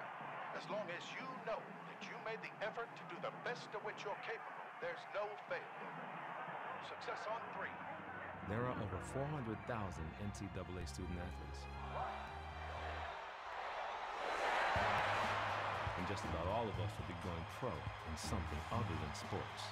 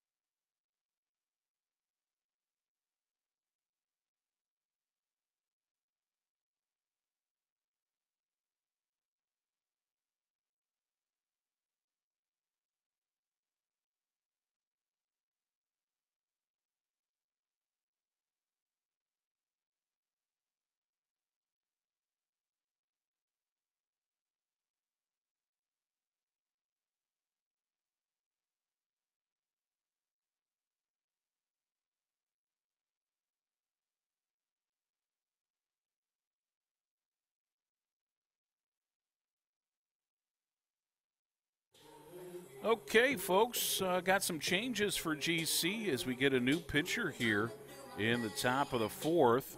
Danielle Rubin is out there doing her thing, as the music says. We got Rubin making her 8th appearance, a 1-0 record, 6.84 ERA, 14 and a third innings pitched, 26 hits against her, 19 runs, 14 of her earned. 5 walks, 9 strikeouts. Opponents hitting .382 against the junior. And Rubin is from Canton with a transfer from Kennesaw State. And she comes up with a strike on the first pitch. Ariel Edenfield will move to second base. So she'll stay in the ball game and still bat. So Rubin will go in that 10 slot where Carly Bean was. As there's a pitch taken for a strike, 0-2 the count. Danielle Rubin. Rubin did not play against Emmanuel in that doubleheader we had with the Lions last year. So this is her first career action against the Lions. Chop foul at the plate. Didn't get a chance to tell you. This is Mary Baxter, the shortstop. She reached on a fielder's choice in her only trip. Baxter, a junior from Folkston, Georgia, and a transfer, Charlton County High School grad, so she's in her 3rd year. As a Lion, up and away for a ball. That'll be 1-2.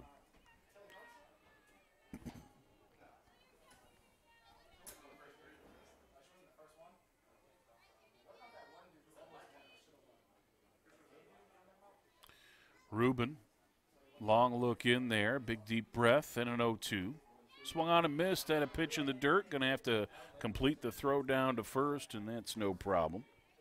Now batting number 11, Becky Collins. So Danielle Rubin enters and gets a strikeout to start off.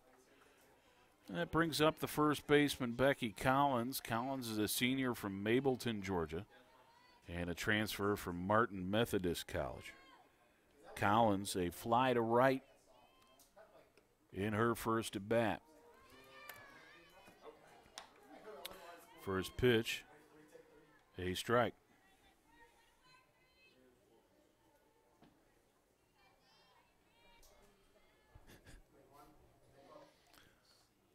Tried the change up, floats high, and Collins has one of each now.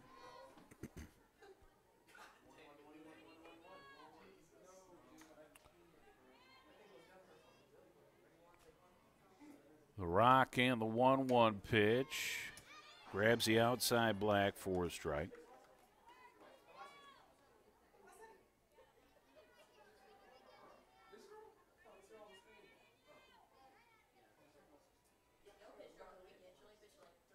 One, two is chopped foul. So staying alive out there. Take a quick look at Danielle Rubin. Last appearance for her was against Francis Marion in the first ball game of the doubleheader on Saturday. Rocketed through the left side by Collins for a single. Now batting number 6, Noelle Petty. One down and runner on for Noelle Petty. Petty. Fly out to second in her only trip. Petty, junior from Buford, and a transfer from North Georgia. Got a couple of Pettys on the roster, as Isabel, the leadoff hitter and left fielder, also from Buford. She's a sophomore, so it must be a pair of sisters perhaps on the roster for Emmanuel.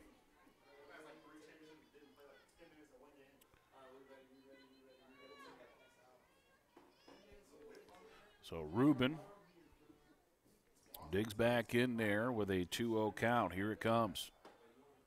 Inside for a ball. Danielle transferred from Kennesaw State. She's in her second year now with GC. She was a PBC Gold Scholar a season ago. Major in special education with a minor in phys ed. And that's a strike, 3-1.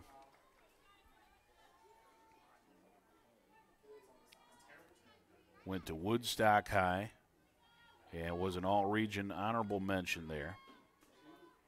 Helped her squad to a region title in 2015. Chop foul.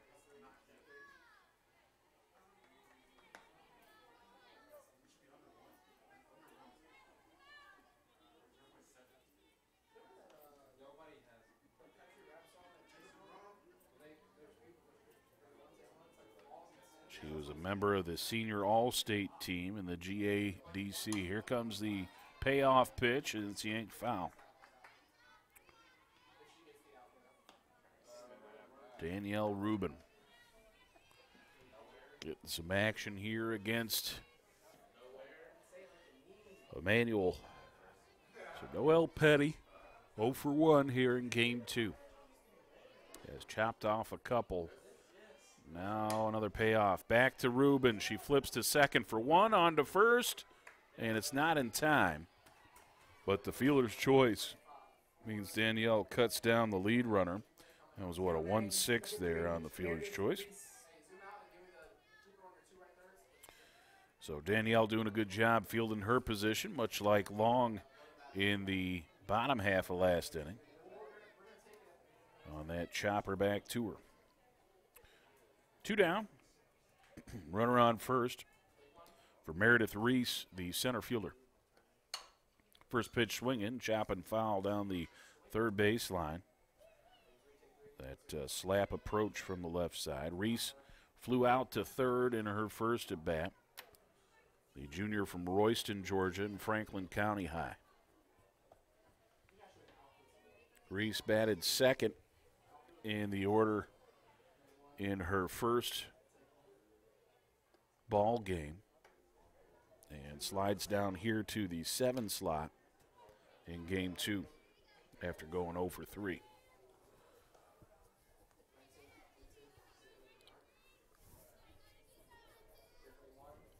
The pitch, looking for a 1-1 coming from Rubin.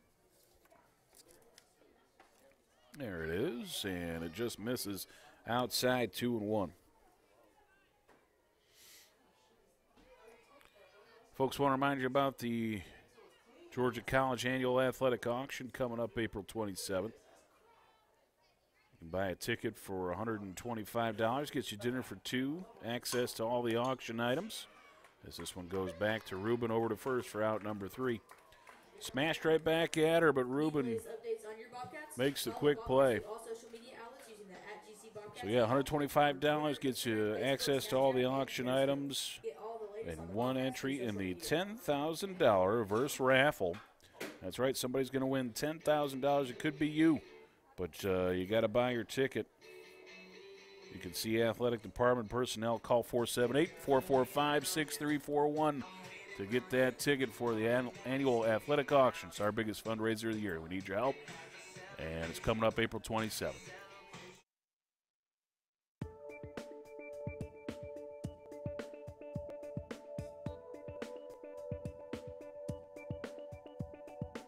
When I was applying to different graduate programs, Georgia College was actually the first to contact me. And I was able to speak to the program coordinator directly. We were able to sort of build a rapport then. And through that, I felt very comfortable about coming here, even though I'd never been to the South coming from Michigan. I still felt like there was a welcoming atmosphere. When you start thinking about learning, it's really not a destination as much as it is a journey. And when we started out as undergrads, we really didn't know what we wanted to do when we grew up. An undergraduate really kind of gives you that foundation you can build on. And what we try to do is have our students become lifelong learners, and to go ahead and prepare themselves for a very dynamic world that they're going to live in.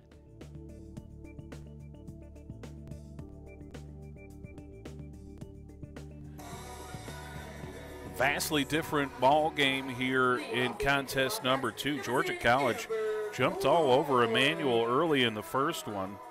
3 runs in the first, 2 runs in the second, another 3 in the third, and then 1 in the 5th to finish it off.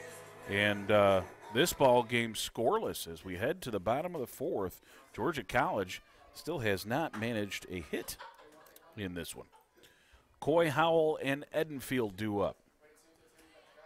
And the pitch is up and away for ball 1 to Amber Coy.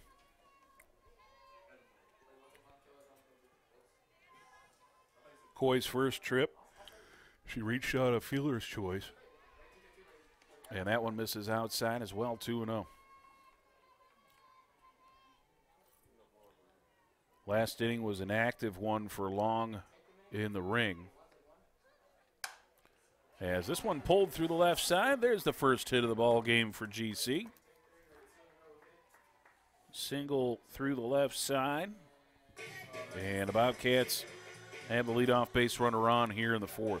Now batting for the Bobcats, number 8, Haley Howell. So you got Coy over at first.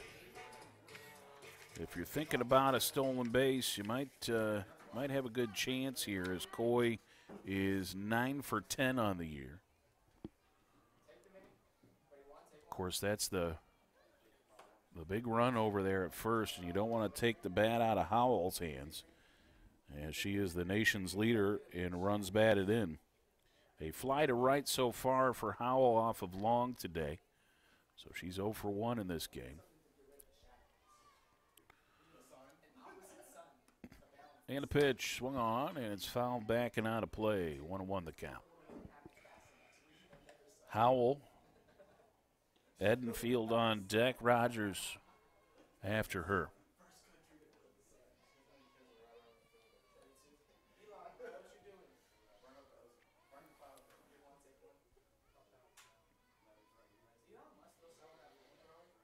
The pitch swung on, hit well to left, back, and out of here. Home run, Haley Howell. Took that pitch on the inside half and rocketed that 1-1 delivery for a 2-run home run. Howell's second home run of the year, and she is up now to 51 RBI on the season. What an impressive year it has been for Howell, as she has made her impact felt here. Once again, the Bobcats lead it 2-0. Edenfield at the plate, cut on and miss there. The RBI for Haley Howell puts her at 4th in school history with 51 for a single season effort. As there's a pitch taken for a strike, 0-2 now. Got Hall of Famer Kedra Beatty with 67, that's the school record. Then you have Abby Leroy with 56, and Faith Flanders with 55. And now Haley Howell gets ahead of both Flanders and Heather Jones into 4th place in school history with her 50 and 51st RBIs on that one swing of the bat. Outstanding season for Haley Howell, and looking for more from the young lady there. Where'd that ball go there? Second base? All right, so that's one down as Edenfield grounds out to Petty at second, and now Rogers at the plate. Rogers had ground out back to the pitcher in the second. 0-1 pitch. Tip foul at the plate. And 0-2 the count.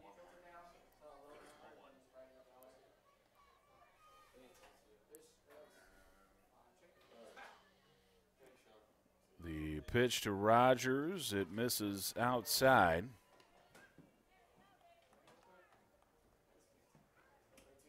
And we got 1-2 the count here for the freshman.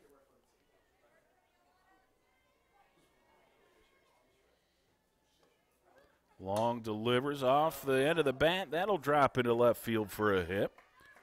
Hannah Rogers deposits a single to left as the Bobcat bats have come alive here in the 4th. Third hit of the game, also third hit of the inning. And Jessie Barr is up now with one down and a runner on first. Do you think about a steal here for Rogers? We haven't had the opportunity really to test this catcher. 3 for 3 in stolen bases as Rogers on the year, as Barr swings and misses at that first pitch. Barr a ground out to short in her first trip, so she's 0 for 1.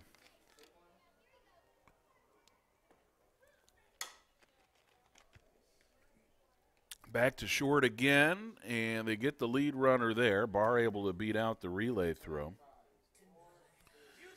So that is out number 2 on the fielder's choice. Batting for the Bobcats, number 18, Rachel Overton. Fielder's choice there. Barr at first now for Rachel Wolverton. Wolverton grounded out to the pitcher in the 3rd. Pitch off the outside edge, and a called strike, 0-1. Long doing a good job working the outside edge to these right-hand batters. She goes back there again, a little bit low this time, so one of each. And Long takes a walk back behind the ring. Wolverton digs in. Wolverton from Valdosta skies this one to right. Late beat on it there for Shepard, but she is able to get underneath for out number 3. Looked like she lost it off the bat, found it, and made the out. But not before Georgia College picks up 2 big runs on 3 hits, no errors. They leave one out there. The big blow, of course, a 2-run home run from Haley Howell. What a season Howell is having as it continues. 4 complete, Georgia College up 2-0. We'll be right back.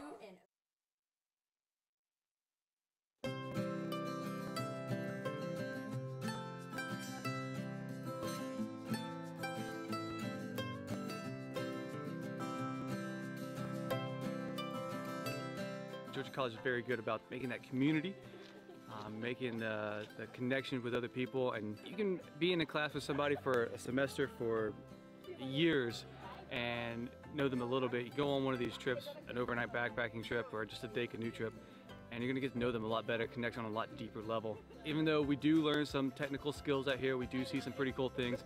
I think it's really about just getting out here and experiencing it with other people. It's a hidden treasure of GCSU, I would say. A lot of the students don't really know that we have it there, but it's amazing. I love the Outdoor Center. I fell in love.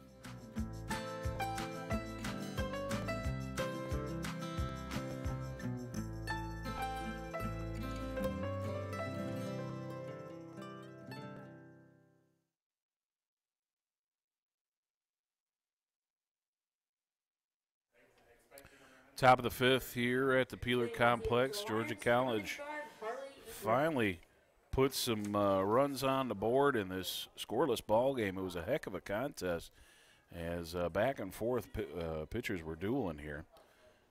So we will bottom of the 5th, or top of the 5th, sorry, as Georgia College leads after a 2-run home run from Haley Howell. First pitch on the outside, black for a strike for Harley Ingram. Ingram, the designated player,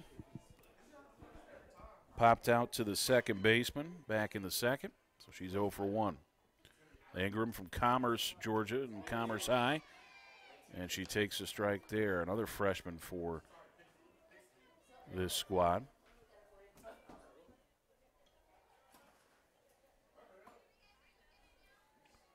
Danielle Rubin, her second inning in the ring, and she pours a strike on the outside, black for a called strike 3.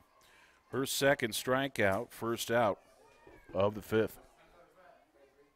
Now batting number 47, Charlie Shepard. Got Charlie Shepard up now, the right fielder. She flew out to the shortstop her first trip. Couldn't hold up the swing there. Might have been a called strike anyway, but tried to check it, and it's a strike. Shepard, open stance in that left-hand batter's box. Here comes the 0-1.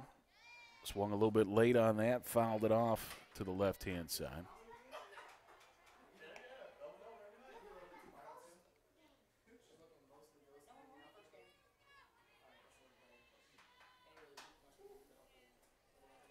So Shepard settles back in there, an 0-2 pitch due from Rubin. Here it comes. Chopped back to Rubin. She's going to have to work a flip to first. Got it.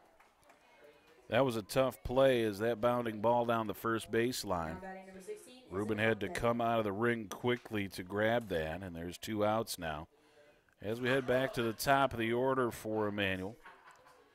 Petty, this is Isabel Petty. She's 0 for 1 officially, as she had a walk in her last at bat. That was in the 3rd.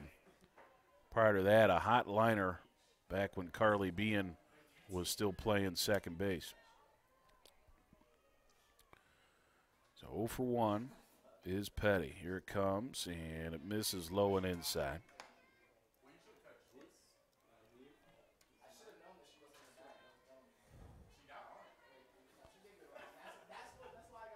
Petty from Buford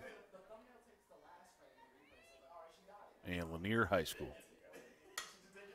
To the right side, Edenfield stays down nicely on it. The throw strong enough at first base for out number 3. 1-2-3 go the Lions in the top of the fifth. We'll head to the bottom half with Pinkard coming up, then the top of the order. We'll be back with more on the Bobcat Broadcast Network.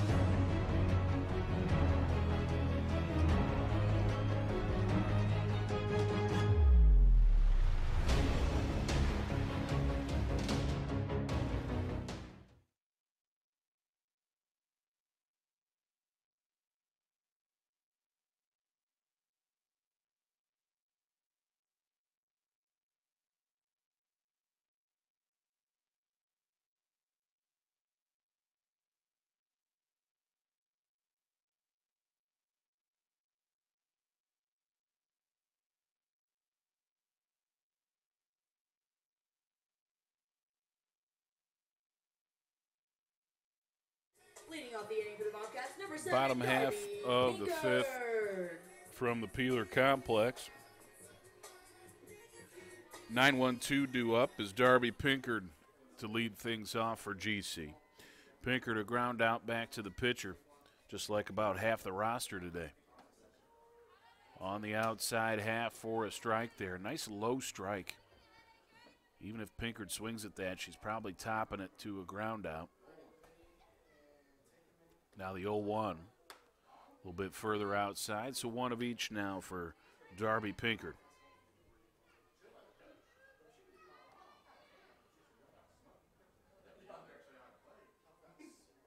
Bobcats looking for the doubleheader sweep, and in the driver's seat right now is that high strike that time. Up and in, and Pinkard didn't know what to do with it. So 1-2 now. Here it comes. To third, just foul. Darby doing a good job getting that bat head out there. And nearly snuck one by the third baseman, White.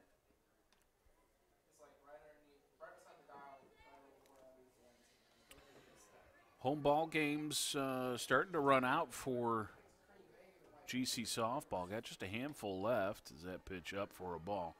As we get to the pretty much the final third of the season for the squad. Has been a good one, particularly 11 in a row now. That one bounces. And what do we got now? Full count? Yep, full count here.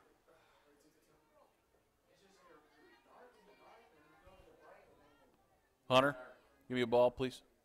3-2. 3-2. So that'll be ball 4 as Pinkard checks in at first base.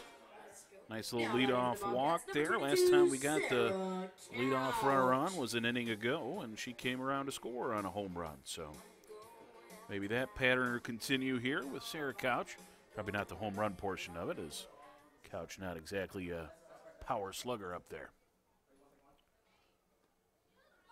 Tries to get the bunt down, pulls it back, takes a strike. The throw down to second is in time. So that is a 2-4 caught stealing to get Pinkard at second. So we take another look at that. It looked like the throw did beat her. And nice tag applied there by Petty for the out. So here's the 0-1. Now to Couch, and that's on the outside black for a strike. So Sarah going to have to work from behind here at 0-2.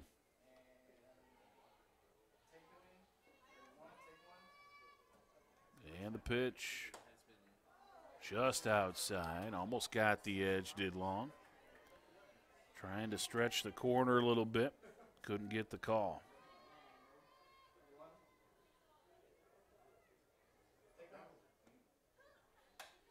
Slice foul back behind us here. Actually kicks off the netting.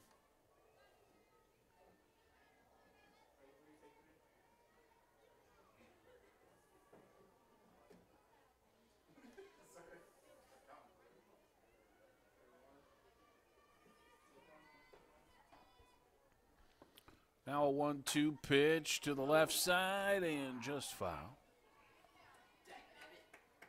Couch put a pretty good charge into that one. That would have been extra bases had she been able to get it in down the line there.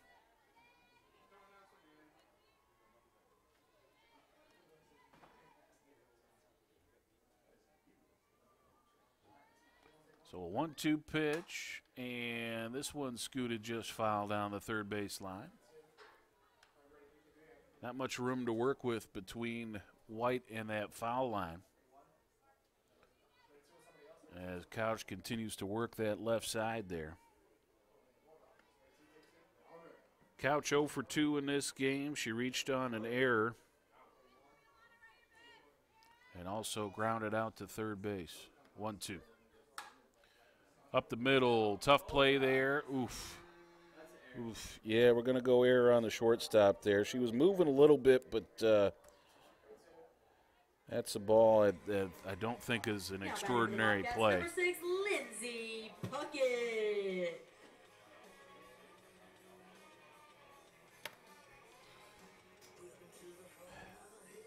So Couch reaches first on that roller up the middle. This one, that will scoot through for a hit. Couch is going to advance to third on the play as Lindsay Puckett picks up a knock to put runners on the corners with just one down. Puckett's in a rundown here. And so that's a 1-6 to 3. All right.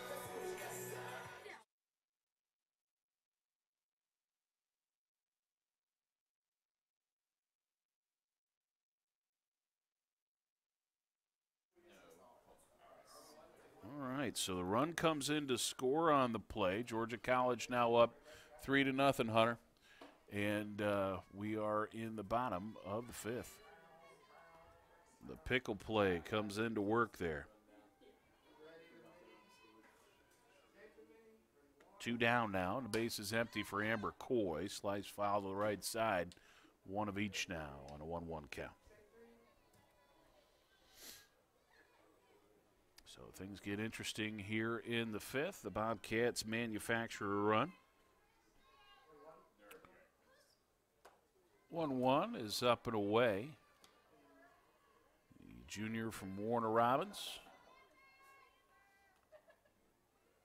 Now acting as a leadoff hitter here of sorts with 2 outs. Just trying to get on base and continue this inning a little bit.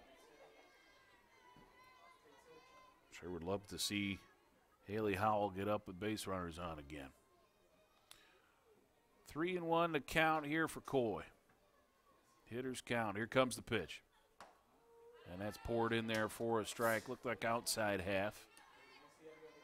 Coy would have had to have reached for that one a little bit. So out of her comfort zone.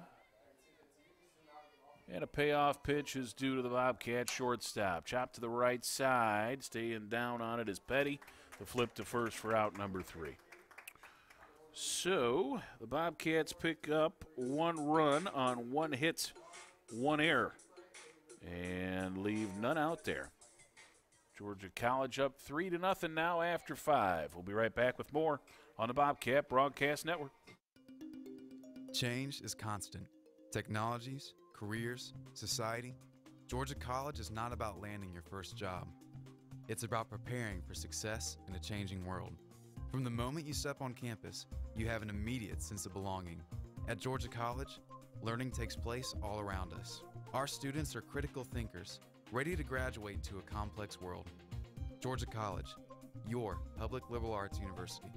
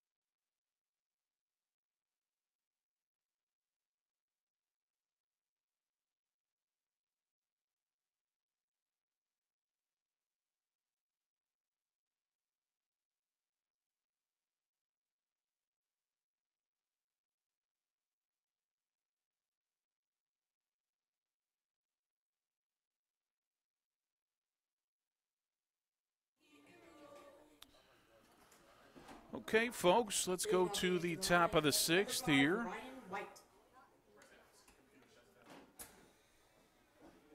Good ball game for Georgia College. Actually, good ball game on both sides, as things have been real interesting in this one. Scoreless early on. Bobcats have picked up the offense a little bit in the last couple of frames and now lead it 3-0. Of course, the big blow was a 2-run home run by Haley Howell. Pitch taken for a strike there, as this is Ryan White, the third baseman. White 2 for 2 with a couple of singles. Wide open stance for White. She brings it close as the pitch comes, and it bounces up there.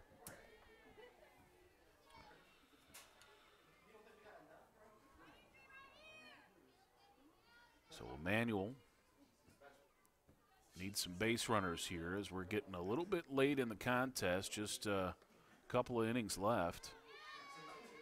6 outs remain for the Lions. All-time series, a 9-1 advantage now for Georgia College in the 10 contests where they've met, including victories in the last 3. A doubleheader sweep last year, and then a pickup of another win in the first game of this doubleheader. Rolled to the right side for an out. So White is retired for the first time in this game, and now Caitlin Parks, the catcher, up. Bobcats have held her pretty much in check here in Game 2. This is, again, a very dangerous bat with 9 home runs on the year, a walk, and a line-out double play. So she is 0 for 1 in this game. The line-out was a laser beam right at the center fielder, Pinkard. But a runner left at second base right on contact. I don't know if maybe she thought there was 2 outs or what, but Pinkard able to double her off second base. Pitch for a strike there, and it's a 1-1 count.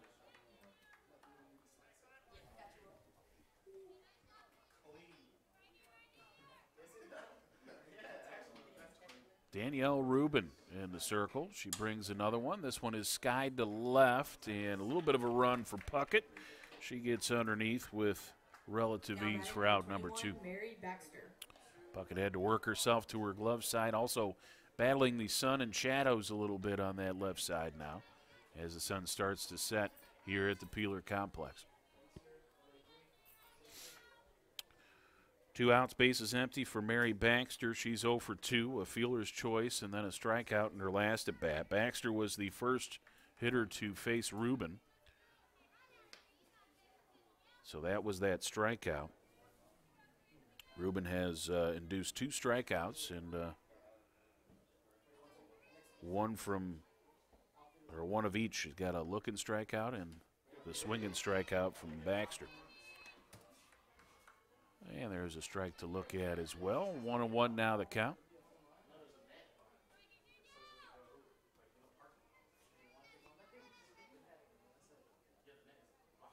Big deep breath and to the right side. Backhand try by Wolverton. Now the throw to first is not in time. I think we're probably going to go second baseman there, right? I mean, that was a backhand attempt by Wolverton, so that's a tough play. But once it gets to Edenfield, that plays a little bit easier. So let's go error on the second baseman. And that puts Baxter on first with 2 down for Becky Collins. Collins 1 for 2. She flew to right and then picked up a single off of Rubin. Rubin had set down 7 in a row before that error. There's a pitch taken for a strike. So Danielle Rubin with a 3-run advantage here. Just needs to attack this hitter. Skied to the left side, shallow outfield, and it is gloved by Amber Coy, the shortstop, tracking back for out number 3. So the error doesn't hurt the Cats in the top of the 6th. We will go to the bottom half with Howell, Edenfield, and Rogers due up. We'll be right back.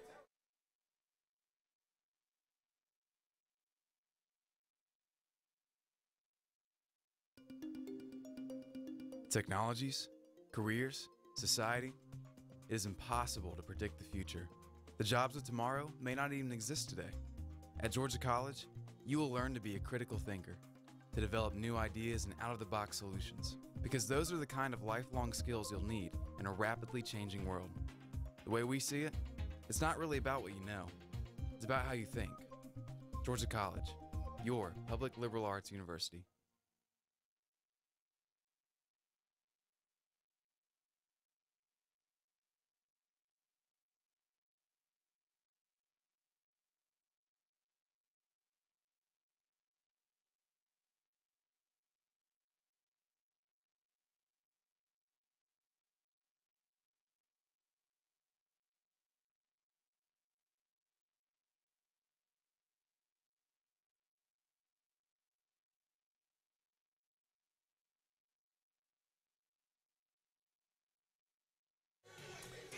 Okay, folks, back to it here. It's the bottom half of the sixth inning, and the dulcet tones of Belle Biv DeVoe mean that Haley Howell is coming to the plate.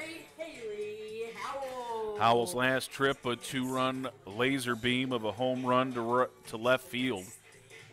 That put her at 51 RBI on the season. She passed Heather Jones. Oh, we got a new pitcher. Okay, so a new pitcher for Emmanuel, as the young lady that finished the first ball game, Madison Hopper, will come in here again. So Hopper making her 22nd appearance and a 7-5 record with a 3 even ERA. To the left side, chopped to short. Tough play there from short. Not enough arm to pull it off. That is an infield single for Howell. She's got back-to-back hits, 2 for 3 in this one. Ariel Edenfield at the plate. Ariel Edenfield.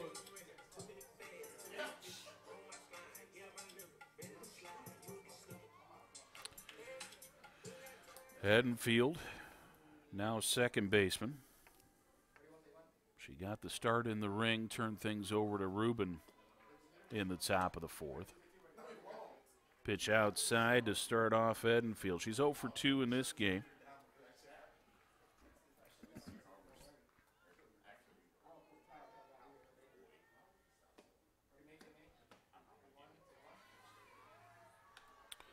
And that one poured in there as well. Another ball, 2-0.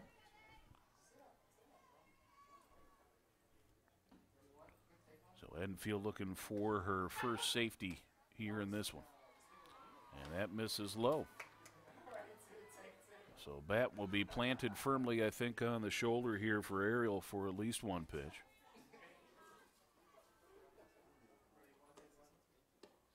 And there's the 3-0 automatic right down Hancock Street.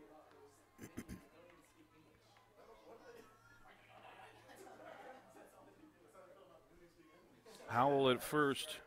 She led off with a single. The 3-1 misses inside for a walk. So the walk will shove Howell down to second base. First and second with nobody out for Hannah Rogers. Rogers, 1 for 2. A ground out back to the pitcher, followed by a single. And it looks like we're going to get a pinch runner for the Bobcats. Not sure if that's going to be for Edenfield or Howell. As it looks like, yep, Howell is coming in, so we will get a pinch runner for GC. And that is number 16, Skylar Welford. Courtesy runner here for the Bobcats, number 16, Skylar Welford. So Welford will run for Howell at second base. Skylar, a freshman from Bon Air, Georgia, and Veterans High. Welford appears in her 19th ball game. She does have 8 runs scored and is 1 for 1 in steals. Pitch taken for a strike there by Rogers. Rogers with 3 hits over the course of this doubleheader now.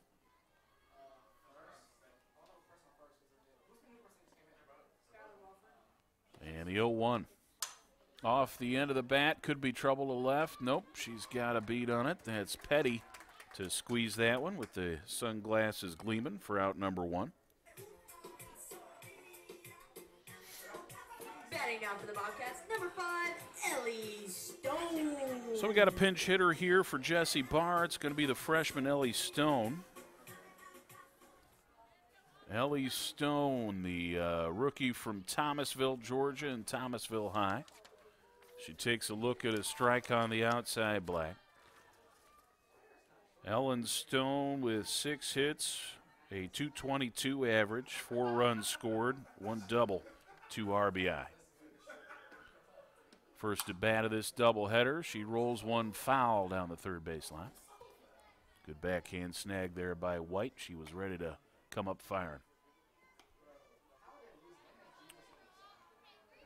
Ellen Stone. No batting gloves for her. As the 0-2 pitch comes in, going to be outside. Stone lays off it.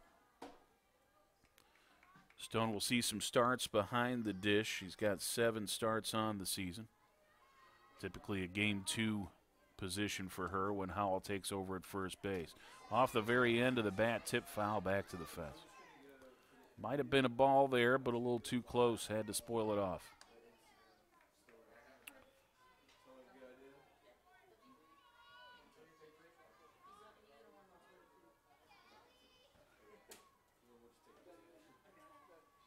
Long look here. And the pitch from Hopper is fouled back to the fence. Staying alive at 1-2.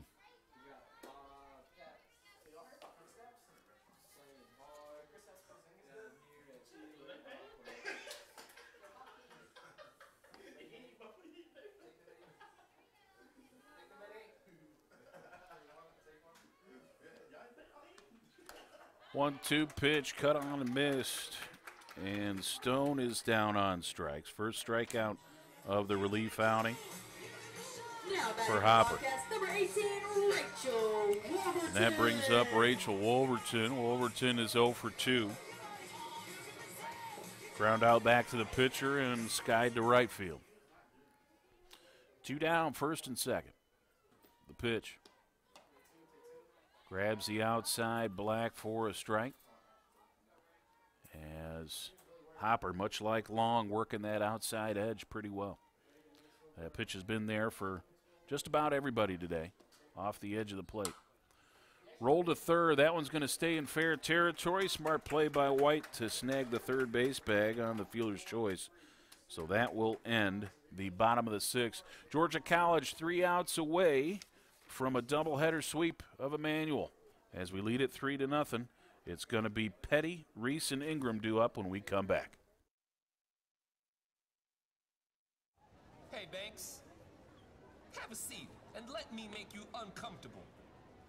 Up those grades, son, or the only position you'll be playing in college is sitting on me. You're still awake? Have a seat on old Mr. Bench. At least your buns will fall asleep. Is this the one about the high school hotshot who...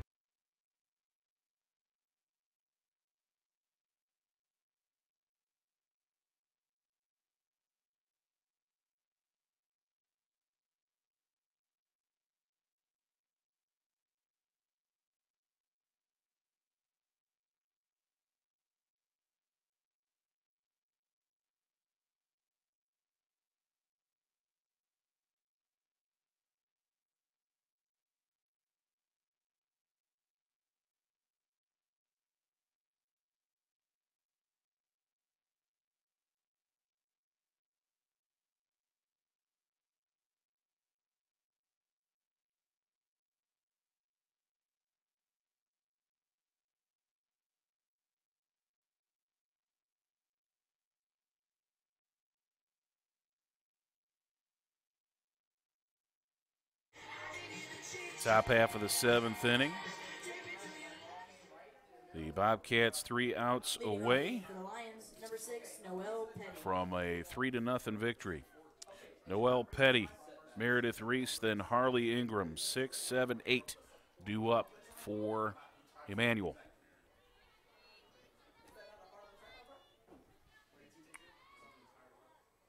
Danielle Rubin came in the 4th inning and has been strong since.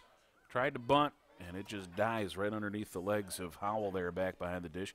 We get re-entry for Howell in the catcher slot, as well as Jesse Barr over at 3rd. So that defense will continue to return for the rest of the ball game there. We got Barr and Coy, Edenfield, Wolverton in the infield. Outfield is Puckett, Pinkard, and Couch. That one bounces up there as well. Now a 1-1 count. Noel Petty is 0 for 2. A fly out to 2nd and reached on a fielder's choice in the 4th. The pitch to 2nd. No, that's shortstop. Sorry, Amber Coy with a strong throw to 1st for out number 1. Now batting number 3, Meredith Reese. So 2 outs away now, as Meredith Reese will take to the plate. The lefty hitter is 0 for 2 here in game 2. Pop out to 3rd and then a ground out back to the pitcher. That ground out to the pitcher was her first at bat against Rubin. A little bit high, misses for a ball.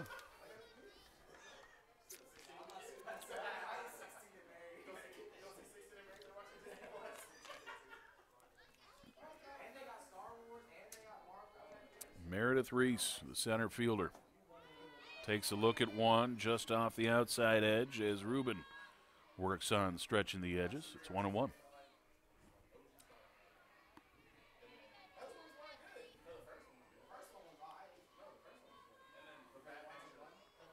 Rubin, a 1-1 pitch on the way now. Chop back to her again. She gloves and sends it to 1st. Now batting and she now has done that twice to Reese. And now the Lions are down to their final out in the form of Harley Ingram. Ingram is 0 for 2. A fly out to 2nd and a strikeout looking. First pitch is tap foul behind a plate. No, going to be fair territory. That's it. Haley Howell jumps out of the crouch, grabs it on the other side of the home plate bag, and fires out the runner at 1st before she even leaves the batter's box. So that's the final out of the ball game. Georgia College sweeps the doubleheader, wins this one 3-0. 3 runs on 5 hits and 1 error for GC. No runs, 3 hits and 2 miscues for Emmanuel. The Bobcats will improve to 29-10 overall, including wins in their last 12 now. And for Emmanuel, it is 17-20 on the season. The win will go to Danielle Rubin. She improves to 2-0 on the season. And the loss to Alana Long, a hard luck loss, as she had a no-hitter going until the 4th inning, and then fell behind with the home run. She is now 1-6 on the year. So that's the end of this ball game. Let's see, your Zaxby's player of the game. Let's go ahead and give that to Haley Howell, as she goes 2 for 3 with a home run, drives in 2, scores a run, and moves into number 4 in single-season RBI in school history. So that is your Zaxby's player of the game, thanks to our friends at Zaxby's on North Columbia Street here in Milledgeville. Haley Howell.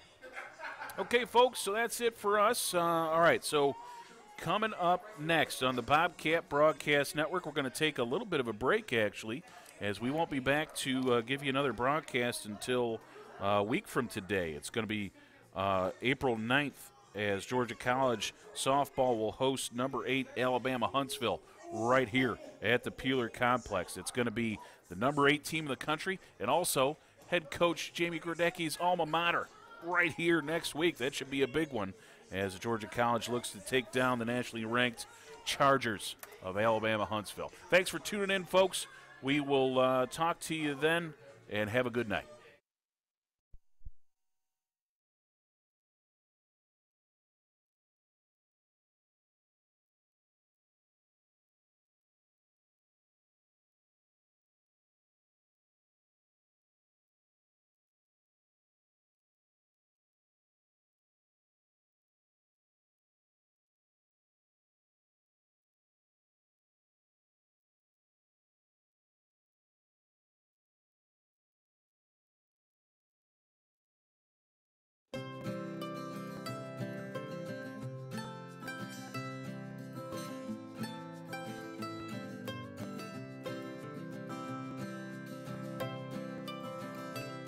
Georgia College is very good about making that community, making the connection with other people, and you can be in a class with somebody for a semester for years and know them a little bit. You go on one of these trips, an overnight backpacking trip or just a day canoe trip, and you're going to get to know them a lot better, connect on a lot deeper level. Even though we do learn some technical skills out here, we do see some pretty cool things. I think it's really about just getting out here and experiencing it with other people. It's a hidden treasure of GCSU, I would say. A lot of the students don't really know that we have it there, but it's amazing. I love the Outdoor Center. I fell in love.